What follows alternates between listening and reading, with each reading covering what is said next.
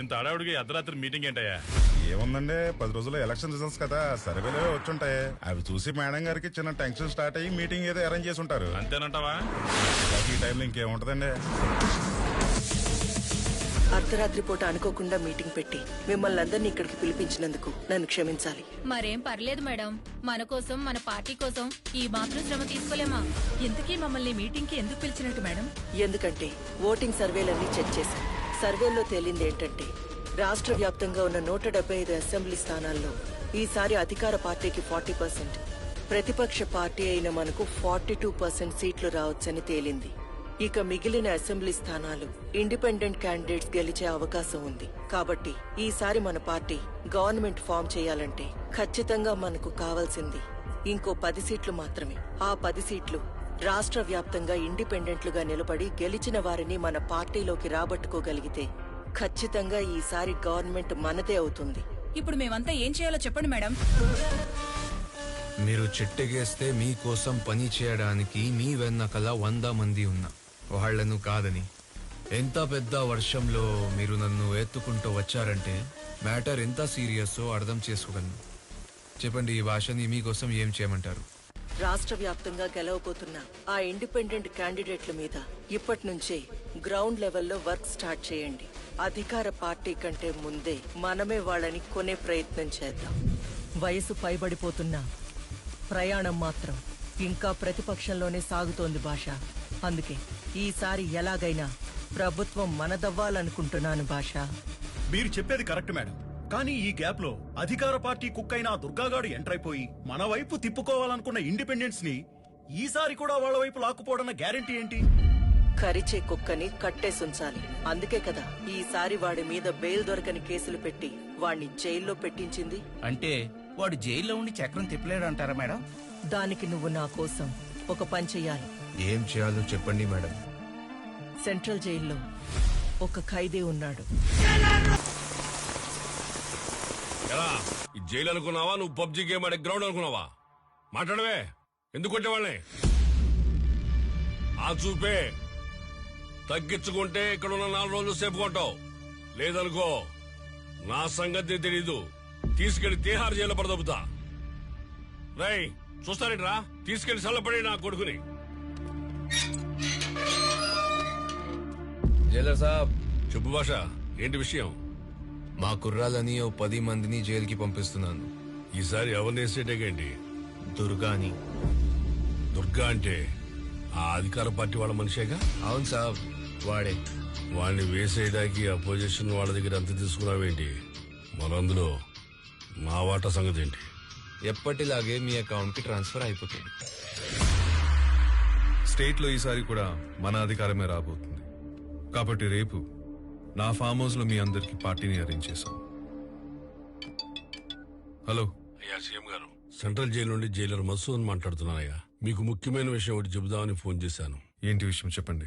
జైల్లో ఉన్న మీ మనిషిని లేపేయడానికి అపోజిషన్ పార్టీ వాళ్ళు భాషకి సుపారీ ఇచ్చారయ్యా. ఇప్పుడు మీకు మీ వాడితో అవసరం లేదనుకుంటే వాళ్ళు లేపేసుకుంటారయ్యా. లేదు ఇంకా వాడితో మనకు అవసరం ఉంది అనుకుంటే జైల్లో మా ప్రాణాలను పెట్టిన కాపాడతామయ్యా. అదే ఆ విషయం. మీ వాడిని కాపాడమంటారా లేక వాళ్ళకే వదిలేయమంటారా? నాకు ఒక 10 నిమిషాలు టైం ఇవ్వండి. అలాగేనయ్యా, మీ కాల్ కోసం వెయిట్ చేస్తుంటాను.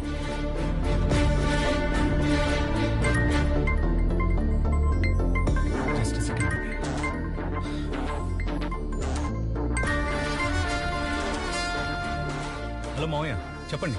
జైల్లో దుర్గాను లేపేయడానికి అపోజిషన్ వాళ్ళు ప్లాన్ చేస్తున్నారంట. ఇంకా వాడితో మనకి ఏదైనా పనుందా? అయ్యో మావయ్య, ఇప్పుడు పనంతా వాడితోనే ఉంది మావయ్య. చూస్తూ కూర్చుంటే ఇంకా 15 రోజుల్లో మళ్ళీ మనమే అధికారంలోకి రాబోతున్నాం. ఇంకా వాడితో పనేంట్రా మనకి? ఈసారి మీరు అనుకుంటున్నట్టు అధికారం మన చేతుల్లో లేదు మావయ్య. 70% వాళ్ళ ఫేవర్ గానే ఉంది. ఆ విషయం నువ్వెలా చెప్పగలుగుతున్నావు? ఎలక్షన్ సర్వే రిపోర్ట్స్ అన్నిట్లోనూ మనకంటే వాళ్లే స్ట్రాంగ్ గా ఉన్నారు మావయ్య. కౌంటింగ్ లోనూ అదే నిజమైతే మనం గెలవడానికి ఖచ్చితంగా కొంతమంది ఎమ్మెల్యేలు అవసరం పడచ్చు మావయ్య. ఇక వాళ్ళని బెదిరించి భయపెట్టి మన పార్టీలోకి తీసుకురావాలంటే మనకి దుర్గా ఒక్కడే ఆప్షన్ మావయ్య. And he is the most powerful weapon we have today. అలాంటి వాడిని ఈ టైంలో వద్దనుకుంటే మనం ఫామ్ చేయాల్సిన గవర్నమెంట్ ని తీసుకెళ్లి వాళ్ల చేతిలో పెట్టిన వాళ్ళం అవుతామేమో.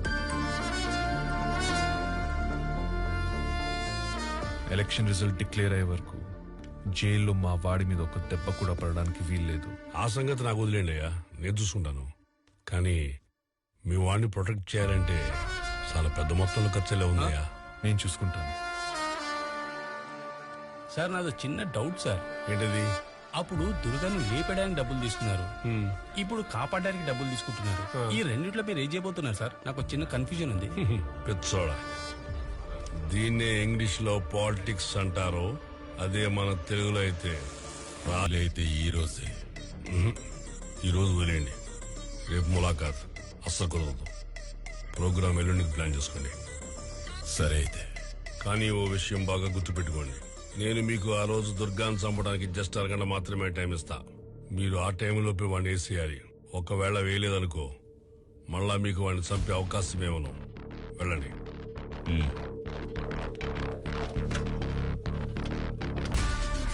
ఇందాక మా వాడిని ఏదో గురాయిని చూస్తున్నా, ఏది ఇప్పుడు నన్ను బీచుడు గట్ల.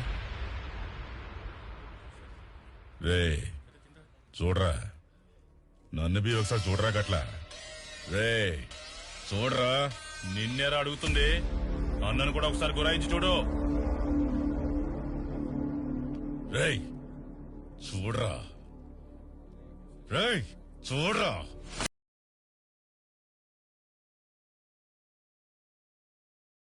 నా సంగతి తెలీదు, తీసుకెళ్లి తిహార్ జైలు పడదొబ్బుతా.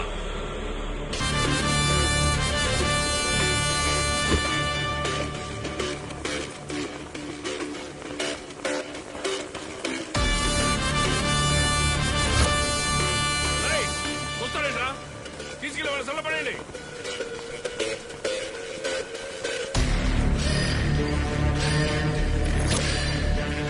చెప్పండి జల్లా సాబ్.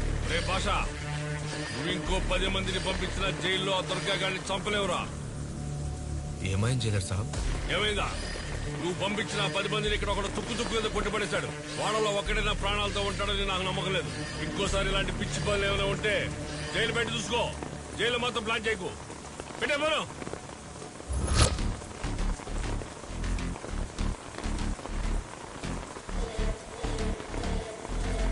మీరు నా మీద పెట్టుకున్న నమ్మకాన్ని నేను నిలబెట్టుకోలేకపోయాను మేడం.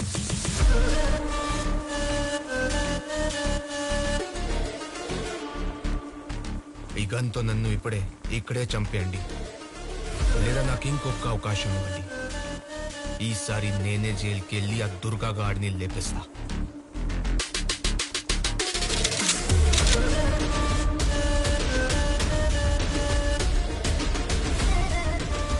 ఇంకో వారం రోజుల్లో ఎలక్షన్ రిజల్ట్స్.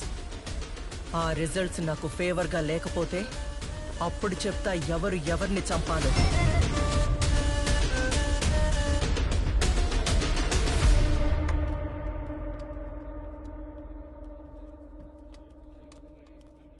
నా పేరు దుర్గా. సూర్య. నిన్న నన్ను కాపాడినందుకు థ్యాంక్స్.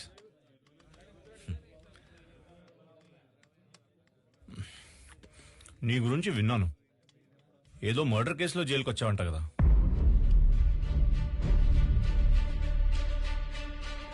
సూర్య, నువ్వు నాతో కలిసి పనిచేస్తానంటే చెప్పు, నిన్ను ఈ జైలు నుండి బయటికి తీసుకెళ్ళి నీ మీద ఉన్న కేసులు కూడా లేకుండా చేయగలను. అదెలాగా? నా వెనకాల అధికార పార్టీ బలం ఉంది. నువ్వు నాతో కలిసి పనిచేస్తానని చెప్తే మా పార్టీ అధికారంలోకి రాగానే నీ మీద ఉన్న కేసులు కూడా కొట్టేస్తా. నువ్వు నిజంగా నా మీద కేసు లేకుండా చేస్తానంటే నేను నీతో కలిసి ఏ పని చేయడానికైనా రెడీ. ఈ రోజు నుంచి మనం ఫ్రెండ్స్.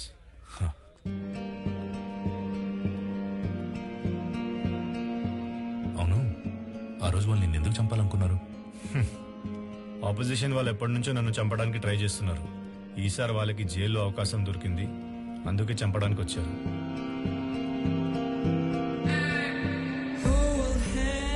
ఒకవేళ వాళ్ళు ఆ రోజు నిన్ను చంపేస్తుంటే? ఏముంది, జైల్లో నీలాంటి మంచి ఫ్రెండ్ని కోల్పోయేవాడిని.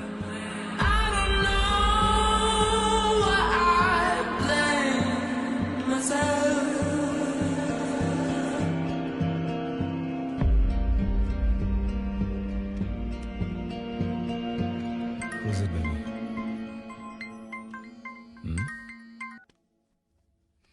హలో, నేను దుర్గాని మాట్లాడుతున్నాను. చెప్పు దుర్గా. ఇక్కడ జైల్లో నాకు ఒకటి పరిచయం అయ్యాడన్నా. ఏదో చిన్న మర్డర్ కేసులో లోపలికి వచ్చాడు, కానీ వాడి ధైర్యం చూస్తే వాడు వేరే లెవెల్లో ఉన్నాడన్నా. నువ్వు చెప్తుంటే నాకు అలాగే అనిపిస్తుంది. ఖచ్చితంగా వాడు మనకు పనికొస్తాడు. సరే అయితే ఈసారి ఎలక్షన్ రిజల్ట్స్ మనకు ఫేవర్ గా లేకపోతే నువ్వు బయటికి రావాల్సి ఉంటుంది. సరే అన్న. అప్పుడు నేను మావయ్యతో మాట్లాడి నీతో పాటు వాణ్ణి కూడా బయటికి తీసుకొచ్చి ప్లాన్ చేస్తాను.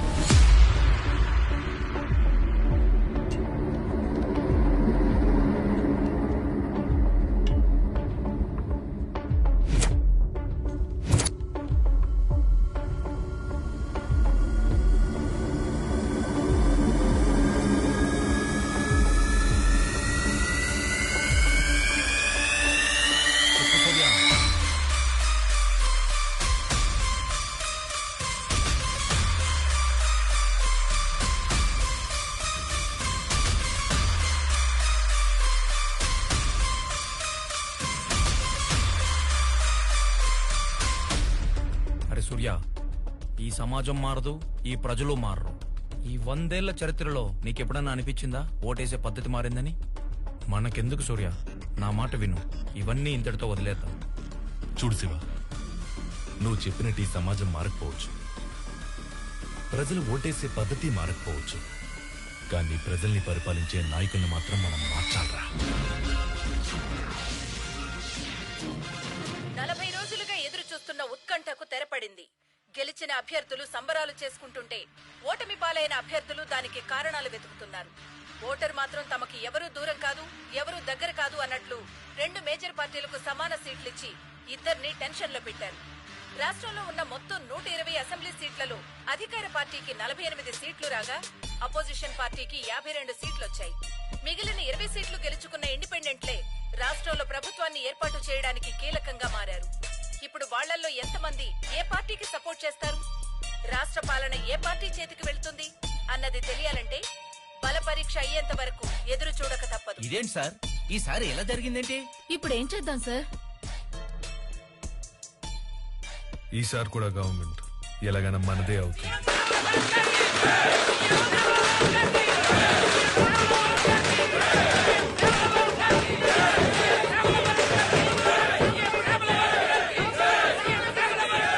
మేడం, ఈసారి అధికార పార్టీ కన్నా మీ పార్టీ లీడ్ లో ఉంది. దీని మీద మీ అభిప్రాయం ఏంటి? జనానికి ఇప్పటికి మా మీద నమ్మకం కలిగింది, అందుకే ఈసారి మా పార్టీ లీడ్ లో ఉంది. Thank you.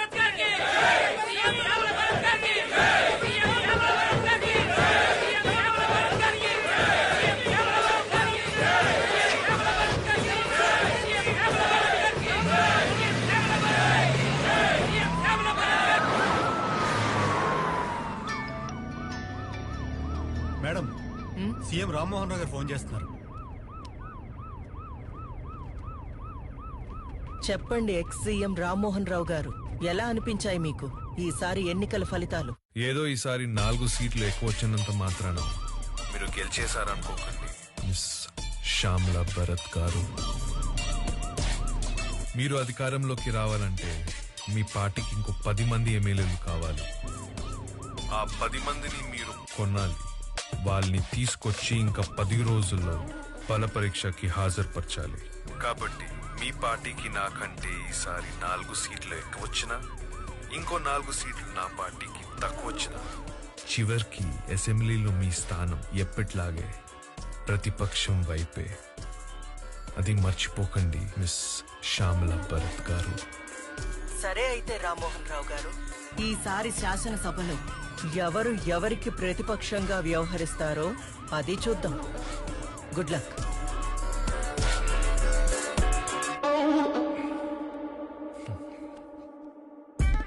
మనం లీడ్ లో ఉన్నామని తెలిసి కూడా ఆ రామ్మోహన్ రావు మనం గెలవలేవని అంత స్ట్రాంగ్ గా చెప్తున్నాడంటే మన వెనకాల ఏదో పెద్ద ప్లాన్ చేస్తున్నాడని అర్థమవుతుంది.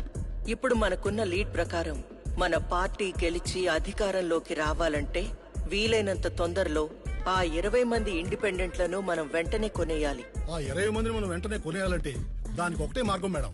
ఏంటది? అనకాపల్లి నుండి 20 సంవత్సరాలుగా ఓటమి ఎరుగని కళ్యాణ్ ప్రసాద్ ని మనం ముందుగా కొనేయాలి మేడం. వాణ్ణే ఎందుకు? వాడే కింగ్ మేకర్ మేడం. ఎవరైతే 20 మంది ఇండిపెండెంట్ అభ్యర్థులు ఉన్నారో వాళ్ళంతా వాడి చేతిలోనే ఉంటారు. అయితే వెంటనే అతన్ని పిలిపించండి. మన కళ్యాణ్ ప్రసాద్ కి ఫోన్ చేసి వెంటనే మన ఫామ్ హౌస్ కి వచ్చి నన్ను కలవమనండి. Okay? Okay sir.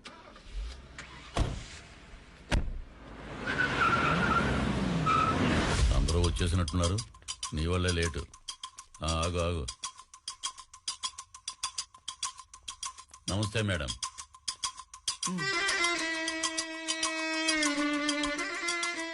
Madam, direct గా పాయింట్ మాట్లాడుకుందాం.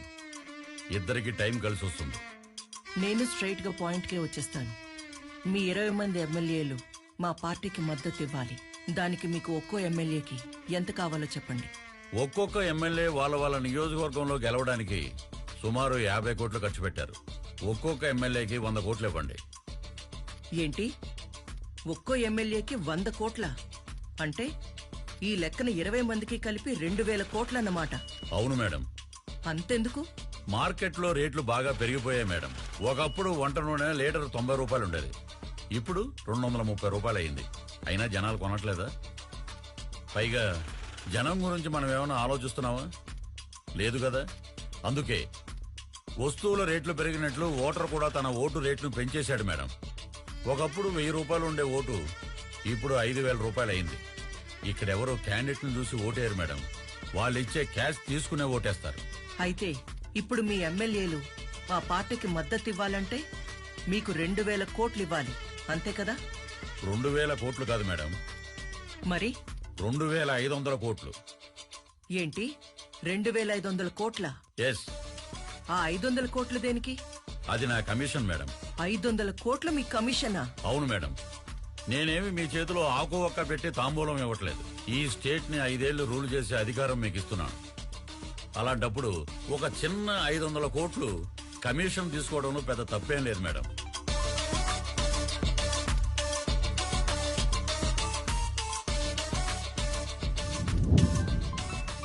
అధికార పార్టీ నుండి ఫోన్. నా ప్రపోజల్ మీకు ఓకే అనుకుంటే ఫోన్ కట్ అవుద్ది. లేదంటే ఈసారి కూడా గవర్నమెంట్ మళ్ళీ వాళ్ళదే అవుద్ది. ఆలోచించండి. సార్, కళ్యాణ్ ప్రసాద్ మన కాల్ కట్ చేస్తున్నాడు సార్. మళ్ళీ ట్రై చేయి. Okay sir.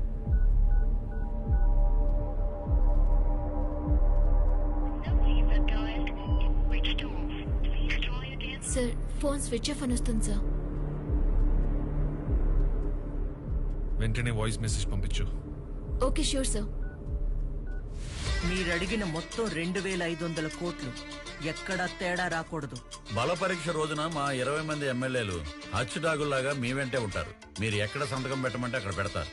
ఇక సీఎం గా ప్రమాణ స్వీకారం చేయడానికి రెడీ అయిపోండి మేడం. కానీ దానికంటే ముందు మనం ఒక పని చెయ్యాలి. ఏంటి మేడం అది?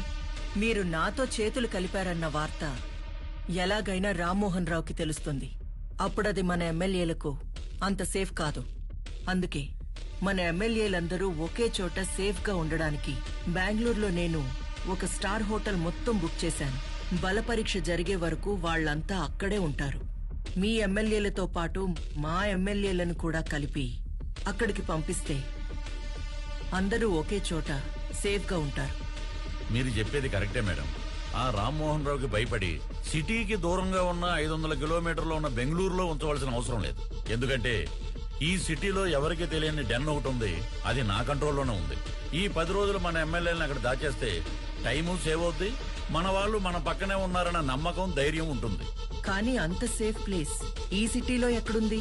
సారీ మేడం, బల పరీక్ష జరిగే వరకు ఆ ప్లేస్ ఎక్కడుందో మీకు కూడా చెప్పను. సరే, అయితే మీ ఎమ్మెల్యేలతో పాటు మా ఎమ్మెల్యేలను కూడా మీరు చెప్పిన అండర్ గ్రౌండ్ కి పంపిస్తాను. జాగ్రత్తగా చూసుకోండి. Okay madam. సత్యనా? సార్, శ్యామలా భరత్ కళ్యాణ్ ప్రసాద్ ని 2500 కోట్లకి కొనేసింది సార్. ఇప్పుడు మన పరిస్థితి ఏంటి సార్? మన ప్రభుత్వం పడిపోయినట్టేనా సార్? ఈ ఎలక్షన్ లో నేను 100 కోట్లు ఖర్చు పెట్టాను. ఇప్పుడు నా పరిస్థితి ఏంటి సార్?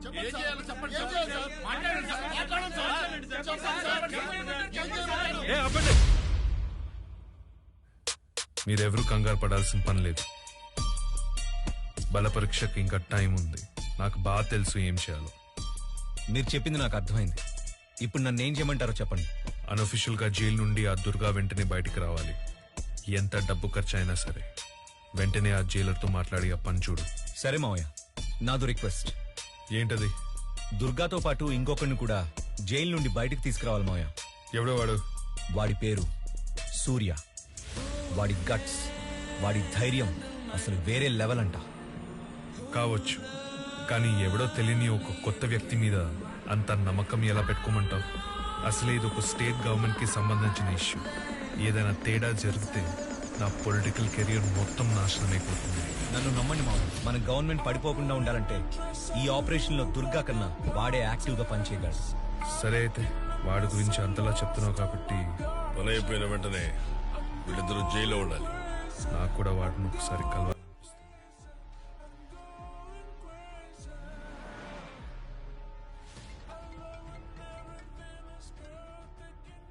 హలో మేడం, మీకు ఫేవరబుల్ ఇన్ఫర్మేషన్. చెప్పండి. జైలు నుంచి దుర్గా తప్పించుకుపోయాడు. మీ ఎమ్మెల్యేలు జాగ్రత్త.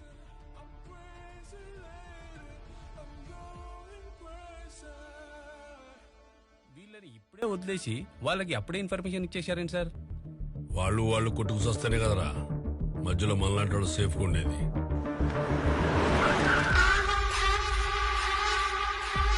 ఈ నైట్ ఇక్కడే ఉండండి. రేపు మార్నింగ్ ఏ టైంలో అయినా మావయ్యతో మీటింగ్ ఉండొచ్చు. కాల్ చేసిన వెంటనే బయలుదేరి వచ్చేయండి. సరే మేడం, నిన్న రాత్రి మన వాళ్ళందరినీ సేఫ్ ప్లేస్ కి షిఫ్ట్ చేశాను. ఇక్కడ వాళ్ళందరి ఆనందం చూస్తుంటే మాటల్లో చెప్పలేం మేడం. అది సరే, ముందు నేను చెప్పేది విను. చెప్పండి మేడం. అధికార పార్టీ వాళ్ళు జైలు నుంచి ఆ దుర్గాని బయటికి తీసుకొచ్చారని ఇన్ఫర్మేషన్ వచ్చింది. నువ్వేం చేస్తావో నాకు తెలియదు. అక్కడ మన ఎమ్మెల్యేలందరూ సేఫ్ గా ఉండాలి. మేడం, దుర్గా లాంటి వాళ్ళు 10 మంది జైలు నుంచి బయటకు వచ్చినా మన ఎమ్మెల్యేలు ఎక్కడ ఉన్నారో తెలుసుకోవడం చాలా కష్టం. అయినా అవతల పార్టీ ప్లాన్ చేస్తుందంటే మనం జాగ్రత్తగానే ఉన్నామని అర్థం మేడం. మీరు టెన్షన్ పడకండి. బల పరీక్ష నెగ్గే వరకు వాళ్ళకి కాదు కదా, మీకు కూడా మీ ఎమ్మెల్యేలు ఎక్కడ ఉన్నారో తెలుసుకోవడం చాలా కష్టం. అలా ప్లాన్ చేశాను మేడం. సరే, అందరూ జాగ్రత్త. ఎలక్షన్ రిజల్ట్ విషయంలో ఈసారి నా అంచనా తప్పింది. అధికారం జారిపోయేలా ఉంది. మీరిద్దరూ ఏం చేస్తారో నాకు తెలీదు. ఎంత డబ్బు ఖర్చైనా సరే ఆ శ్యామ్లా భరత్ కొనేసిన 20 మంది ఇండిపెండెంట్ క్యాండిడేట్లు ఎలాగైనా మన వైపు రావాలి. దానికి మీ ప్లాన్ ఏంటి? ఏం చేయబోతున్నారు? వాళ్ళందరినీ కిడ్నాప్ చేయబోతున్నాం సార్. కిడ్నాపా? అవును సార్. 20 మంది ఎమ్మెల్యేలను కిడ్నాప్ చేయడం అంటే స్కూల్ పిల్లల్ని కిడ్నాప్ చేసి అంత ఈజీ అనుకుంటున్నారా? 20 మంది కాదు సార్, అపోజిషన్ ఎమ్మెల్యేలతో కలిపి మొత్తం 72 మంది సార్. ఏంటి 72 మందా? మీ పార్టీలో గెలిచిన 48 మంది ఎమ్మెల్యేలతో సహా మొత్తం 120 మందిని మీ బెంగళూరులో ఉన్న ఫామ్ హౌస్ లో నిర్బంధిస్తే గాని ఈసారి మీరు సీఎం కాలేరు సార్. ఆపోజిషన్ ఎమ్మెల్యేల వరకు ఓకే, కానీ మా ఎమ్మెల్యేలు ఎందుకు? వాళ్ళు మన మనుషులే కదా. వాళ్ళు రాజకీయ నాయకులు సార్, మనుషులు కాదు. అధికారం ఎటువైపు ఉంటే అటువైపే వెళ్ళిపోతారు. ఇక్కడ గెలవడం కన్నా అధికారమే ముఖ్యం సార్. ఇప్పుడున్న సిచ్యువేషన్లో మన ఎమ్మెల్యేలను కూడా మనమే కాపాడుకోవాలి సార్. అందుకే వాళ్లతో పాటు మన ఎమ్మెల్యేలను కూడా నిర్బంధించాల్సిన అవసరం ఉంది సార్. మీ ప్లాన్ అంతా వింటూ ఉంటే బానే అనిపిస్తుంది, కానీ ఆపోజిషన్ వాళ్ళ ఎమ్మెల్యేలను ఎలా కిడ్నాప్ చేస్తారు? అది సాధ్యమేనా? ప్రతి వాడు యుద్ధంలో గెలవాలని అనుకుంటాడు సార్, కానీ ఎవడో ఒక్కడే గెలుస్తాడు. వాడినే వీరుడు అంటారు. ఇప్పుడు మీరు మాట్లాడుతున్నది వాడితోనే సార్. అయితే దీనికి ముహూర్తం ఎప్పుడు స్టార్ట్ చేయబోతున్నారు? ఈ శుక్రవారం మీ ఎమ్మెల్యేలందరినీ బస్ ఎక్కించి దుర్గాకు అప్పగించండి. దుర్గా వాళ్ళని బెంగళూరు హైవేలో ఉన్న డాబా దగ్గరికి తీసుకొస్తాడు. ఈలోగా నేను అపోజిషన్ ఎమ్మెల్యేలందరినీ కిడ్నాప్ చేసి అక్కడికి తీసుకొచ్చే బాధ్యత నాది. గుడ్. నీ ప్లాన్ తో పాటు నీ కాన్ఫిడెన్స్ కూడా నాకు నచ్చింది.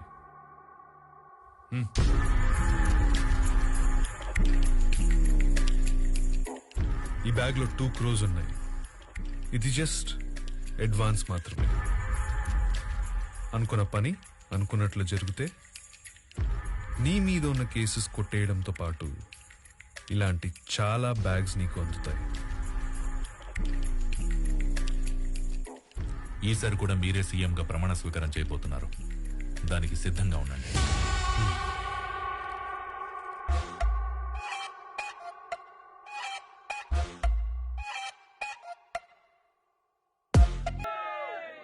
Kalyan Prasad last phone call నిన్న రాత్రి 11 గంటలకి గుల్జార్ హౌస్ లో కట్ అయింది సుధా. అప్పటి నుంచి ఎవ్వరికి టచ్ లో లేదు సుధా.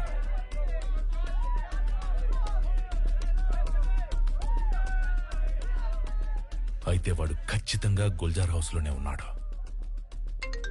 ఎవరు? మేడం, మీకు బ్యాడ్ న్యూస్. గుల్జార్ హౌస్ లో ఉన్న మీ ఎమ్మెల్యేలందరినీ అధికార పార్టీ వాళ్ళు కిడ్నాప్ చేయడానికి ప్లాన్ చేస్తున్నారు. మీరు వెంటనే వాళ్ళని అక్కడి నుండి షిఫ్ట్ చేయించండి, లేదంటే సీఎం కాలేరు. ఇంతకీ నువ్వెవరు? మీ శ్రేయోభిలాష్. చెప్పండి మేడం. ఎక్కడున్నారు? నేను చెప్పనుగా. నేను సీరియస్ గా అడుగుతున్నాను, మీరెక్కడున్నారో చెప్పండి. నేను సీరియస్ గానే చెప్తున్నాను మేడం, చెప్పనని. గుల్జార్ హౌస్ లో ఉన్న విషయం నాకు తెలియదనుకుంటున్నావా? అదేంటి మేడం, గూగుల్ సెర్చ్ లో కొత్త యాప్ ఏమైనా వచ్చిందా? ఇంత సీక్రెట్ ప్లేస్ మీకెలా తెలిసింది? నాకే కాదు, అధికార పార్టీ వాళ్ళకు కూడా మీరెక్కడున్నారో తెలిసిపోయింది. ఇప్పుడు ఎలా మేడం? వాళ్ళక్కడికి రాకముందే వెంటనే మన ఎమ్మెల్యేలందరినీ తీసుకుని అక్కడి నుంచి షిఫ్ట్ అవ్వండి. ఇప్పటికిప్పుడు ఇంతమంది ఎమ్మెల్యేలు తీసుకుని ఎక్కడికైనా షిఫ్ట్ అవ్వాలి మేడం? బస్ పంపిస్తున్నాను, బెంగళూరులో ఉన్న నా రిసార్ట్కి వెళ్ళండి. అర్థమైందా? అర్థమైంది.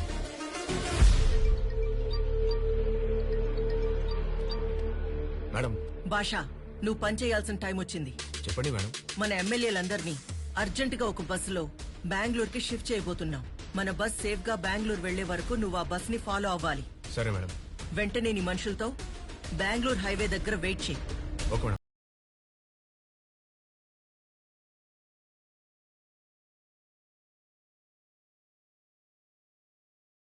బస్ డ్రైవర్ ని మాట్లాడుతున్నాను మేడం.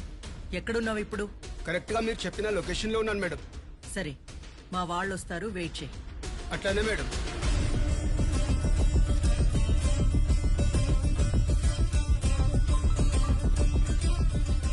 చెప్పండి మేడం. బస్ వచ్చింది, వెంటనే అక్కడి నుంచి బయలుదేరిపోండి. అలాగే మేడం. బస్సు వచ్చిందంట, బయలుదేరండి బయలుదేరండి, కమాన్.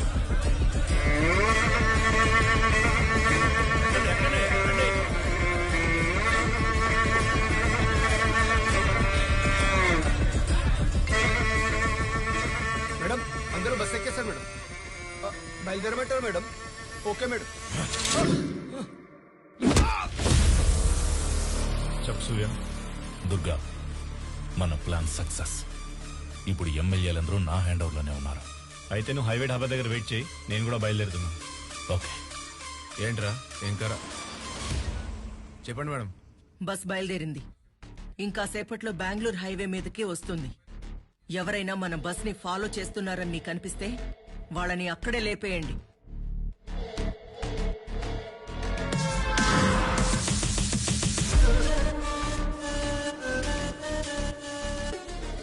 మేడం, మన ఎమ్మెల్యేల బస్ ఇప్పుడే మా ముందు నుంచి క్రాస్ అయింది. జాగ్రత్తగా మన బస్ ని మీరు ఫాలో చేయండి. ఓకే? సరే మేడం. చలో రే.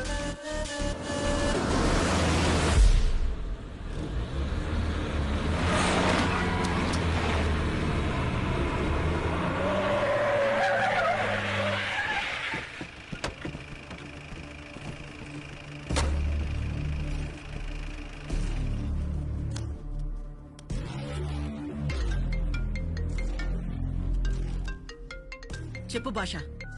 మేడం, ఇప్పుడే మన బస్ హైవే పక్కన ఉన్న ఒక ఢాబా దగ్గరికి వచ్చి ఆగింది. నైట్ జర్నీ కదా భాష, టీ ఏదో తాగడానికి ఆపుంటారులే. దీనికి కూడా ఫోన్ చేసి చెప్పాలా?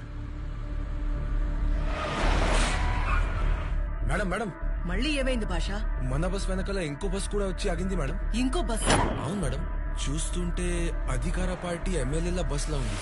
ఏంటి, అధికార పార్టీ ఎమ్మెల్యేల బస్సా? అవును మేడం, కన్ఫర్మ్ గా వాళ్ళ బస్సే అది. అయినా వాళ్ళ బస్ ఇప్పుడు అక్కడికి రావడం ఏంటి? మేడం, నాకెందుకు మన ఎమ్మెల్యేలను మనం బెంగళూరు తరలిస్తున్నట్లు వాళ్ళు కూడా వాళ్ళ ఎమ్మెల్యేలను ఇంకెక్కడికైనా తరలిస్తున్నారేమో మేడం. అయ్యుండొచ్చు, కానీ 2 బస్సులు ఒకే టైంకి ఒకే ప్లేస్ కి ఎందుకొస్తాయి? నువ్వు పని చేయి భాష, అక్కడి నుండి మన బస్ సేఫ్ గా బయలుదేరే వరకు వాళ్ళ బస్ మీద ఓ కన్నేసుంచు. మేడం, మన బస్ డ్రైవర్లు అధికార పార్టీ బస్ డ్రైవర్ దుర్గాని కొట్టి వాళ్ళ బస్ ని కూడా మన వాళ్ళే డ్రైవ్ చేసుకుంటూ వెళ్ళిపోతున్నాడు మేడం. వాట్? వాళ్ళ బస్ ని మన డ్రైవర్లు తీసుకెళ్ళడం ఏంటి? అదే నాకు అర్థం కావట్లేదు మేడం. సరే, నేను మన డ్రైవర్ కి ఫోన్ చేసి కనుక్కుంటాను. ముందు నువ్వు మన బస్ ని ఫాలో చేయి. Okay madam. Hello madam. Anwar, ఏం చేస్తున్నారు మీరు? ఎవడో వచ్చి నన్ను కొట్టి మన బస్సు మొత్తం తీసుకెళ్లిపోయాడు మేడం. చెప్పండి మేడం. భాష, వాళ్ళు మన డ్రైవర్స్ కాదు, ఎవరో క్రిమినల్స్. వెంటనే వాళ్ళని ఆపు. Stop them right now. సరే మేడం.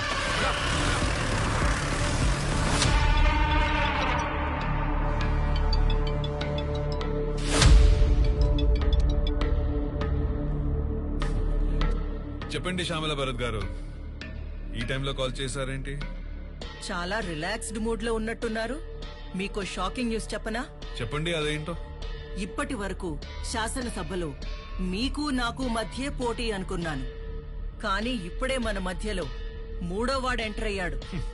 వాడేం చేశాడో చెప్తే షాక్ తో మీ గుండె ఆగిపోతుంది. ఆ మూడో వాడెవడో అసలు ఏం చేశాడో చెప్తే కదా షాక్ తో నా గుండె ఆగిపోతుందో లేదో తెలిసేది. జైల్లో ఉండాల్సిన ఒక మృగాన్ని మీరు బయటికి తీసుకొచ్చారు. ఆ మృగాన్ని కూడా కొట్టి వాడు మా ఎమ్మెల్యేలతో పాటు మీ ఎమ్మెల్యేలను కూడా తీసుకెళ్లిపోయాడు మిస్టర్ రామ్మోహన్ రావు. ఆ మూడో వాడికి మీకు మధ్య ఏదైనా కనెక్షన్ ఉందని నాకు తెలిస్తే మాత్రం మీకింక ఎప్పటికీ రాజకీయ భవిష్యత్తుండదు మిస్టర్ రామ్మోహన్ రావు. నా పొలిటికల్ కెరీర్ లో ఇదే ఫస్ట్ టైం ఒకరిని నమ్మి నేను మోసపోవడం. అసలు ఎవడ్రా నువ్వు? చెప్పాను కదా, ప్రతి వాడు యుద్ధంలో గెలవాలని చూస్తాడు, కానీ ఎవడో ఒక్కడే గెలుస్తాడు. వాణ్ణే వీరుడంటారు. ఇప్పుడు ఆ యుద్ధం మొదలైంది. వీరుడెవరు, ఆ యుద్ధం ఎందుకు చేస్తున్నాడనేది ముందు ముందు మీకే అర్థమవుతుంది. అప్పటి వరకు వెయిట్ అండ్ సీ. ఇదేంటిది? బెంగళూరు రిసార్ట్ అన్నారు. పంపదీసి రూట్ ఏమైనా మారిందా? డీప్ ఫారెస్ట్ లాగా ఉంది.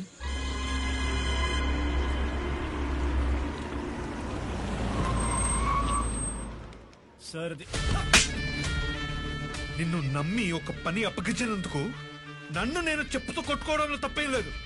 ఇంకోసారి నీ ముఖం నాకు చూపించుకో. ఎవడో తెలియని ఒక అనామకుని తీసుకొచ్చి నా నెత్తి మీద పెట్టాగా. ఇప్పుడు చూడు వాడేం చేశాడో. సారీ మావయ్య. ఏడ్చావు. ఆ డీజీపీకి ఫోన్ చేసి ఫామ్ హౌస్ కి రమ్మను. మీరందరేంద్రా ఒకేసారి గుంపుగా మా పార్టీలో చంపారు? లీడ్లో మా పార్టీ ఉండగా మీ పార్టీలో రావాలని కర్మేంట్రా? లీడ్లో మేమున్నాం కాబట్టి మీరందరూ మా పార్టీలోకి వచ్చారు. చూసుకోండి. అసలు లీడే కాదు, రేపు గెలిచేది కూడా మా పార్టీయే. ఆగండి. ఏంటి గొంతులు లేస్తున్నాయి? దెప్ప పగిలిపోతంతే. మమ్మల్ని ఏమన్నా అంటే అన్నాను కానీ మా పార్టీని మాత్రం ఏమన్నా అంటే బాగోదు. ముందుగా నీ పార్టీ గౌరవం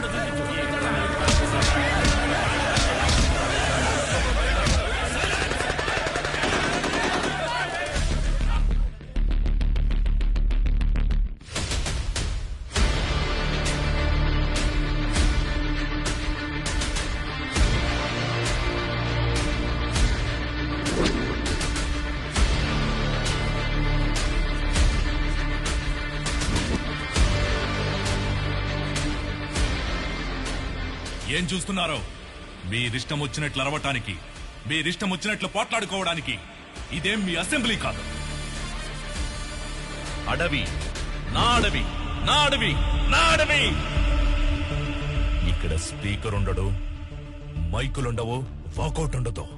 హైవేకి దాదాపు 250 కిలోమీటర్ల దట్టమైన అడవిలో ఉన్నారు. బాబు, మీరు నక్సలైటా, మావోయిస్టా, టెర్రరిస్టా? ఎవరు బాబు మీరింతకీ? వాళ్ళంతా ఎక్కడి నుంచి పుట్టారు? మీలాంటి వాళ్ళంతా తప్పు చేస్తేనే కదా పుట్టారు. బాబు, నువ్వు చెప్పింది నేను నమ్ముతాను, కానీ నేను షుగర్ పేషెంట్ ని. టైంకు తిని మందులు వేసుకోకపోతే నా నరాలు బాడీ షివరింగ్ అవుతాయి బాబు. నువ్వు హెల్త్ మినిస్టర్ కదా? అవును బాబు. నీకు పెద్ద పెద్ద హాస్పిటల్స్ ఉన్నాయి, అయినా నీకే హెల్త్ బాగుండదు. ఇంకా నువ్వు పబ్లిక్ ఏం చేస్తావు? బాబు, మీరు ఇప్పుడు ఏం మాట్లాడినా మేము వినే పొజిషన్లో లేం బాబు. ముందు తినడానికి ఏమైనా పెట్టి మాట్లాడండి.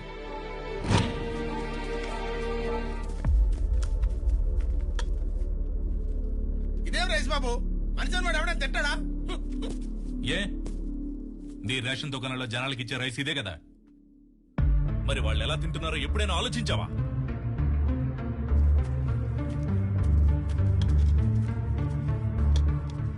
చాలు బాబు చాలు. అన్నం ఎంత తినాలో అంతే తినాలి, ఎక్కువ తినకూడదు. మరి ఆస్తులు ఎందుకు బోల్డెన్ సంపాదించావు?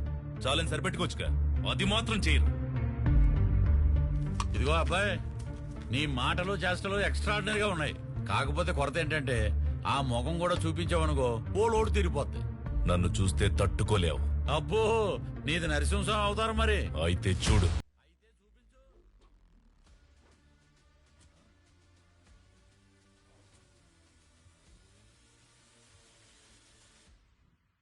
మన జీవితాన్ని నిర్దేశించేది కళాశాల, మన భవిష్యత్తుని తీర్చిదిద్దేది కళాశాల. మన దేశ భవిష్యత్తు యువతరం చేతుల్లోనే ఉంది అని స్వామి వివేకానంద అన్నారు. కానీ యువతరమైన మనం ఏం చేస్తున్నాం? దేశ భవిష్యత్తు గురించి నాకెందుకని, నా భవిష్యత్తు బాగుంటే చాలని స్వార్థంతో బతికేస్తున్నాం. అంటే మేము చదువుకోవడం ఉద్యోగం చేయడం స్వార్థం అంటారా? ప్రాబ్లం చదువుకోవడం గురించో జాబ్ చేయడం గురించో కాదమ్మా, మరి దేశ భవిష్యత్తు గురించి ఆలోచించకపోవడమే ప్రాబ్లం. అందుకే కదా 5 ఏళ్లకోసారి ఓటేసి మరీ నాయకుల్ని గెలిపించుకుంటున్నాం. అదంతా వాళ్ళు చూసుకుంటారు. అదే మీరు చేసిన తప్పు. ఓట్లేస్తున్నారు, వదిలేస్తున్నారు. ఒక స్టూడెంట్ గా నిర్ణయాలు తీసుకునే అధికారం మీకు లేకపోవచ్చు, కానీ మెరుగైన సమాజం నిర్మించగలిగే సామర్థ్యం మీకుంది. వాళ్ళని నిలదీసి అడిగే హక్కు కూడా మీకుంది. అది ఎప్పుడైతే చేస్తారో మన దేశ భవిష్యత్తు యువతరం చేతుల్లోనే ఉందని చెప్పిన స్వామి వివేకానంద మాటలు నిజమవుతాయి. వలలు కొనుక్కోవడానికి డబ్బులిస్తాం, పడవల కోసం లోన్లిస్తాం. ఇవి మీ ఎమ్మెల్యే ఎలక్షన్ల ముందు ఇచ్చిన హామీలు. కానీ ఇప్పుడు అధికారంలోకి వచ్చి 4 ఏళ్లైనా కూడా ఒక్క హామీ కూడా నెరవేర్చలేదు. దీన్ని ఇంకెంతకాలం సహిస్తారు? ఇంకెన్నాళ్లు భరిస్తారు? మీ ఎమ్మెల్యేని నిలదీయండి, ప్రశ్నించండి.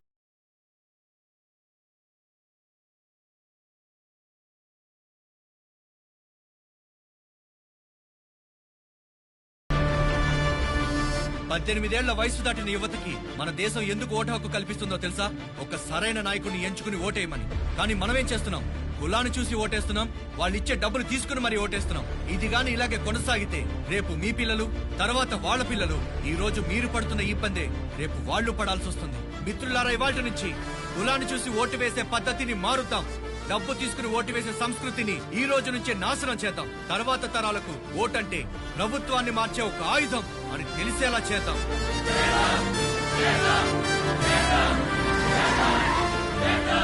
ఎవరయ్యా వీళ్ళు? Student sir. ఇలా జనాల్లో తిరుగుతూ మెరుగైన సమాజం కోసం ప్రసంగాలు ఇస్తుంటారు సార్. ఈ మధ్య ఇది ఫ్యాషన్ అయిపోయింది సార్. సరే సరే, వాళ్ళ ప్రసంగాల వల్ల మన ఇమేజ్ డ్యామేజ్ అవ్వకుండా చూడు. సార్, అవి మనం డబ్బిచ్చుకున్న ఓట్లు సార్. వాళ్ళతో పెద్ద ప్రాబ్లం కదా సార్. మన వాళ్ళందరికీ చెప్పి వీళ్ళ మీద ఒక కన్నేసి ఉంచమను. Okay sir. ఢిల్లీ నుంచి రాగానే వీళ్ళ సంగతి మనం చూద్దాం. ఏం చెప్పమంటారు బాబు, ఈ ఊరు సమస్యలని అక్కడే ఉన్నాయి. దాని గురించి మాట్లాడదామంటే వార్డు మెంబర్ రాడు, సర్పంచ్ పట్టించుకోడు, కార్పొరేటర్ పనిచేయడు. ఇక ఎమ్మెల్యే విషయానికి వస్తే ఓటేసి గెలిపించి 4 సంవత్సరాలైంది. ఈ 4 సంవత్సరాల్లో ఆయన ఇంటి చుట్టూ, ఆయన ఆఫీస్ చుట్టూ తిరగడం తప్ప ఆయన మొహం చూస్తే ఒట్టు బాబు. సార్, మనం పక్క స్టేట్ కే కదా వెళ్ళింది. అవును సార్. ఏదో యునైటెడ్ స్టేట్స్ కి వెళ్ళినట్టు ఈ ఫ్లెక్సీలేంటి? అవును సార్. పెడితే పెట్టారు గానీ సార్, ఫోటో బాగుంది. ఎవర్రా ఇది పెట్టింది? ఇంకేవో సార్, ఆ స్టూడెంట్సే.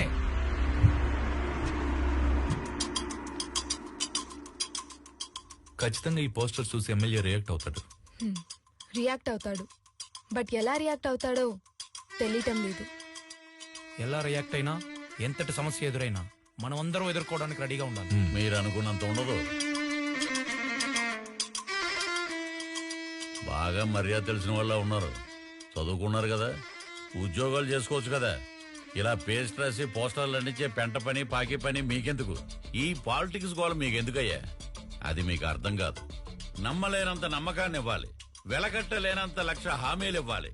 అవసరమైతే అంటే ఓటర్లు మీ కాళ్ళ మీద పడి మొక్కాలా? అరే, చాలా కరెక్ట్ గా చెప్పావు తమ్ముడు. మీ దృష్టిలో ఓటర్లని కాళ్ళు అనుకుంటారు, కానీ మేము ఓటుని కాళ్ళు అనుకుంటాం. అదే మీకు మాకు ఉన్న తేడా. ఓటేసే రోజునే వాడు రాజు, ఆ తర్వాత 5 సంవత్సరాలు మేమే రాజు, మేమే మంత్రి. అంటే మిమ్మల్ని ప్రశ్నించే వాళ్ళే లేరంటారు. నువ్వు చెప్పు. డబ్బులు తీసుకుని ఓటు అమ్ముకున్న ఓటర్కి ప్రశ్నించే అధికారం ఎక్కడుంది? ఇప్పుడు జరిగేవన్నీ ఎలక్షన్స్ కావు, కలెక్షన్స్. మేము ఓట్లు కలెక్ట్ చేసుకుంటాం, వాళ్ళు డబ్బులు కలెక్ట్ చేసుకుంటారు. ఒక్కొక్క ఓటుకి 5,000. 1,50,000 ఓట్లు అంటే 75 కోట్లు. దానికి తోడు మందు బిర్యానీ, గానా బజానా, పోస్టర్లు, పబ్లిసిటీ, ఇవి గాక మా నాయకులకు ఇచ్చే గిఫ్ట్లు. అబ్బో, సుమారు 150 నుంచి 200 కోట్లు ఖర్చు అవుతుంది. ఈ 200 కోట్లకి వడ్డీతో కలిపి 1000 కోట్లు రాబట్టుకోవాలి. దీనికే 5 సంవత్సరాలు సరిపోవట్లేదు మాకు. ఇక ప్రజాసేవ చేయడానికి టైం ఎక్కడుంది తమ్ముడు? అయినా ఓటు అమ్ముకున్నోడికి మేమెందుకు సేవ చేయాలి? వాడికి ప్రశ్నించే అధికారం లేదు, ఎందుకంటే వాడు ఓటుని అమ్ముకున్నాడు కాబట్టి. మీ అందరికీ చివరిసారిగా చెప్తున్నాను, స్ట్రీట్ రౌడీగా మొదలైన నా జీవితం స్టేట్ మినిస్టర్ అయ్యాను. మళ్ళీ నన్ను స్ట్రీట్ రౌడీని చేయకండి. ఎలక్షన్స్ దగ్గర పడుతున్నాయి. పోయినసారి ఓటుకి 5,000 అడిగారు, ఈసారి ఓటుకి 10,000 అడుగుతారు. నేను దానికి రెడీ అవ్వాలి. ఇక్కడ ఓటుకే కాదు, సీటుకు కూడా డబ్బులు ఇవ్వాలి. పార్టీ హైకమాండ్ నన్ను పట్టించుకోకపోతే నేను చాలా ఇబ్బందులు పడతాను తమ్ముడు. నా దారికి అడ్డు రాకండి. కాదని ఎవరైనా అడ్డొస్తే మీ అందరి డేట్ ఆఫ్ బర్త్లు వేరే వేరే అయి ఉంటాయి, కానీ డేట్ ఆఫ్ డెత్ మటుకు ఒకటే. గుర్తుపెట్టుకోండి. వస్తాను తమ్ముడు. బంగారం బంగారం అంతా మంచిగా జరిగిందే. టీ ఎస్టేట్ కి అడ్వాన్స్ ఇచ్చేసాం. వచ్చే నెల ఎలక్షన్, ఆ తర్వాత రిజిస్ట్రేషన్. ఊటీ టీ ఎస్టేట్ కి నువ్వే ఓనర్వి. నీ బొంద చూడు. మీ దృష్టిలో ఓటర్లని కాళ్ళు అనుకుంటారు, కానీ మేము ఓటుని కాళ్ళు అనుకుంటాం. ఓటేసే రోజునే వాడు రాజు. ఆ తర్వాత 5 సంవత్సరాలు మేమే రాజు, మేమే మంత్రి.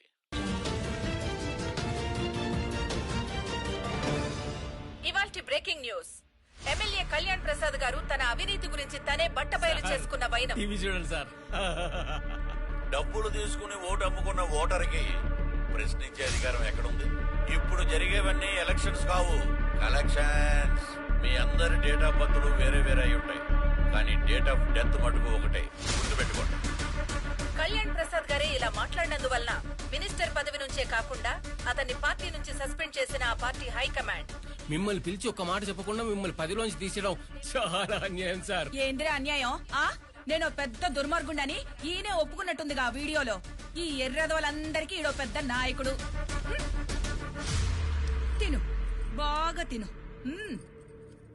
ఇంక పనే ఉంది, తినడం పడుకోవడమేగా నీ పని.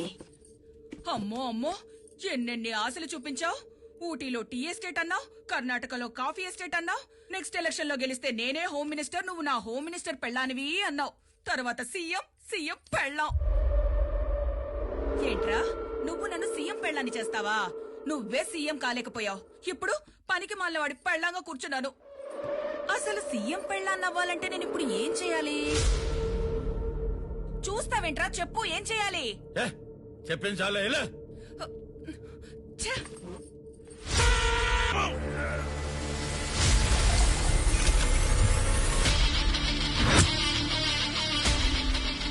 ఏంటలా చూస్తున్నావు? చచ్చిపోయి ఉంటాడు అనుకునేవాడు ప్రాణాలతో ఎలా తిరిగొచ్చాడు అనుకుంటున్నావా?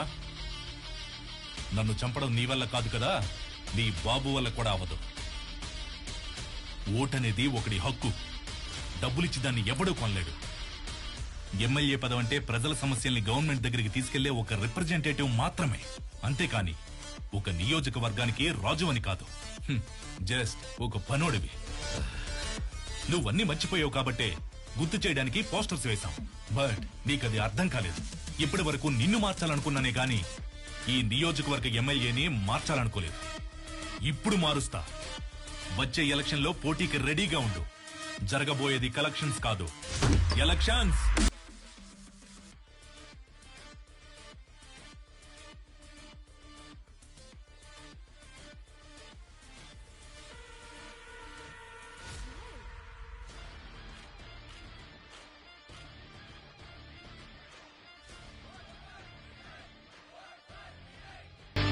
ఇతని పేరు వినయ్. ఇప్పుడు మన నియోజకవర్గం నుంచి ఇండిపెండెంట్ అభ్యర్థిగా కళ్యాణ్ ప్రసాద్ మీద పోటీగా నిలబడుతున్నాడు. ఇక్కడే పుట్టినవాడు, మీ కష్టాలు తెలిసినవాడు. డబ్బులిచ్చి మీ ఓటును కొనలేకపోవచ్చు, కానీ మీరు వేసే ప్రతి ఓటుకి న్యాయం చేస్తాడు. ఇతన్ని గెలిపించి మీ అందరూ గెలుస్తారో, లేక మళ్లీ ఆ కళ్యాణ్ ప్రసాద్ కి ఓటేసి ఇంకో 5 ఏళ్లు అవినీతికి లొంగిపోతారో మీ ఇష్టం. బాబు, ఇప్పటి వరకు వాళ్ళు ఇచ్చే డబ్బులు కొట్టేస్తాం, కానీ ఇప్పుడు మీరు చేసే మంచి పనులు కొట్టేస్తాం. ఇప్పటి వరకు మాకు మంచి చేసే నాయకుడే కనబడలేదు బాబు. నిలబడండి బాబు, ఈసారి మా ఓట్లన్నీ మీకే వేస్తాం. ఇక్కడ తీరిక పేకాట ఆడుతున్నారు, అక్కడేమో మీ పైన పోటీకి రెడీ అవుతున్నారు సార్. ఒరే, డబ్బులు తీసుకుని ఓట్లేసే జనం ఉన్నంత కాలం వీటిని ఎవరు పట్టించుకోర్రా. మీరు నాటే చెట్టు నీడనిస్తుంది, మీరు వేసే ఓటు భవిష్యత్తును నిర్ణయిస్తుంది. ఎవరికి ఓటేయాలో మీరే నిర్ణయించుకోండి.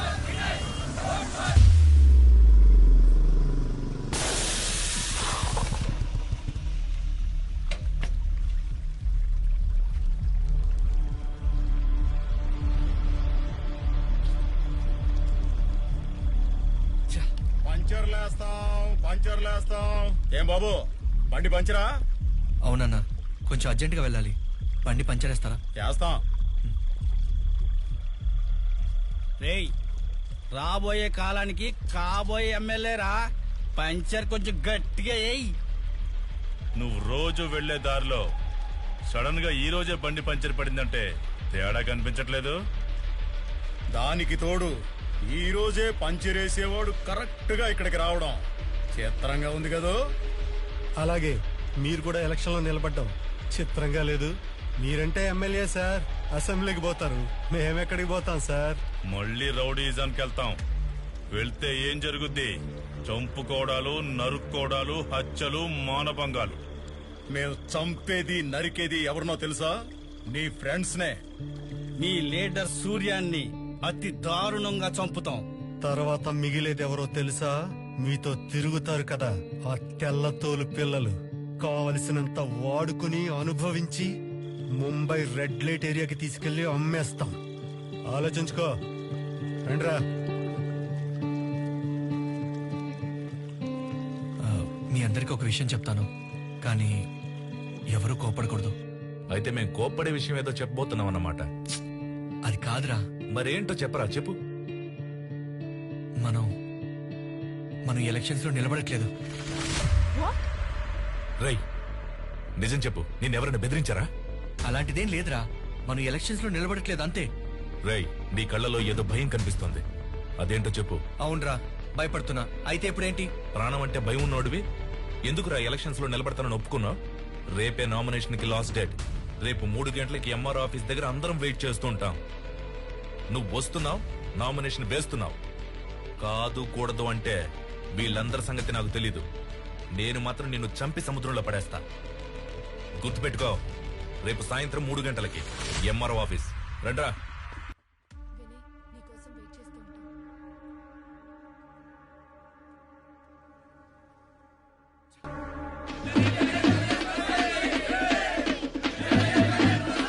ఏమైంది వీడికి?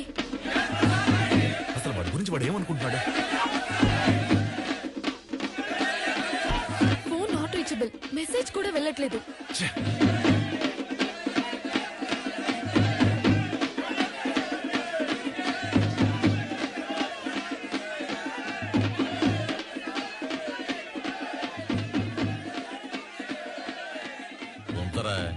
ఏదైనా కార్యక్రమానికి ఉపయోగపడతాయి. నమస్కారం ఓటర్ మహాశైలారా, మీ అమూల్యమైన ఓటును నాకే వెయ్యాలి. వేస్తారు, మీరే వేస్తారు. మంచి ముహూర్తం దాటక ముందే నామినేషన్ వేసొస్తా. నమస్తే.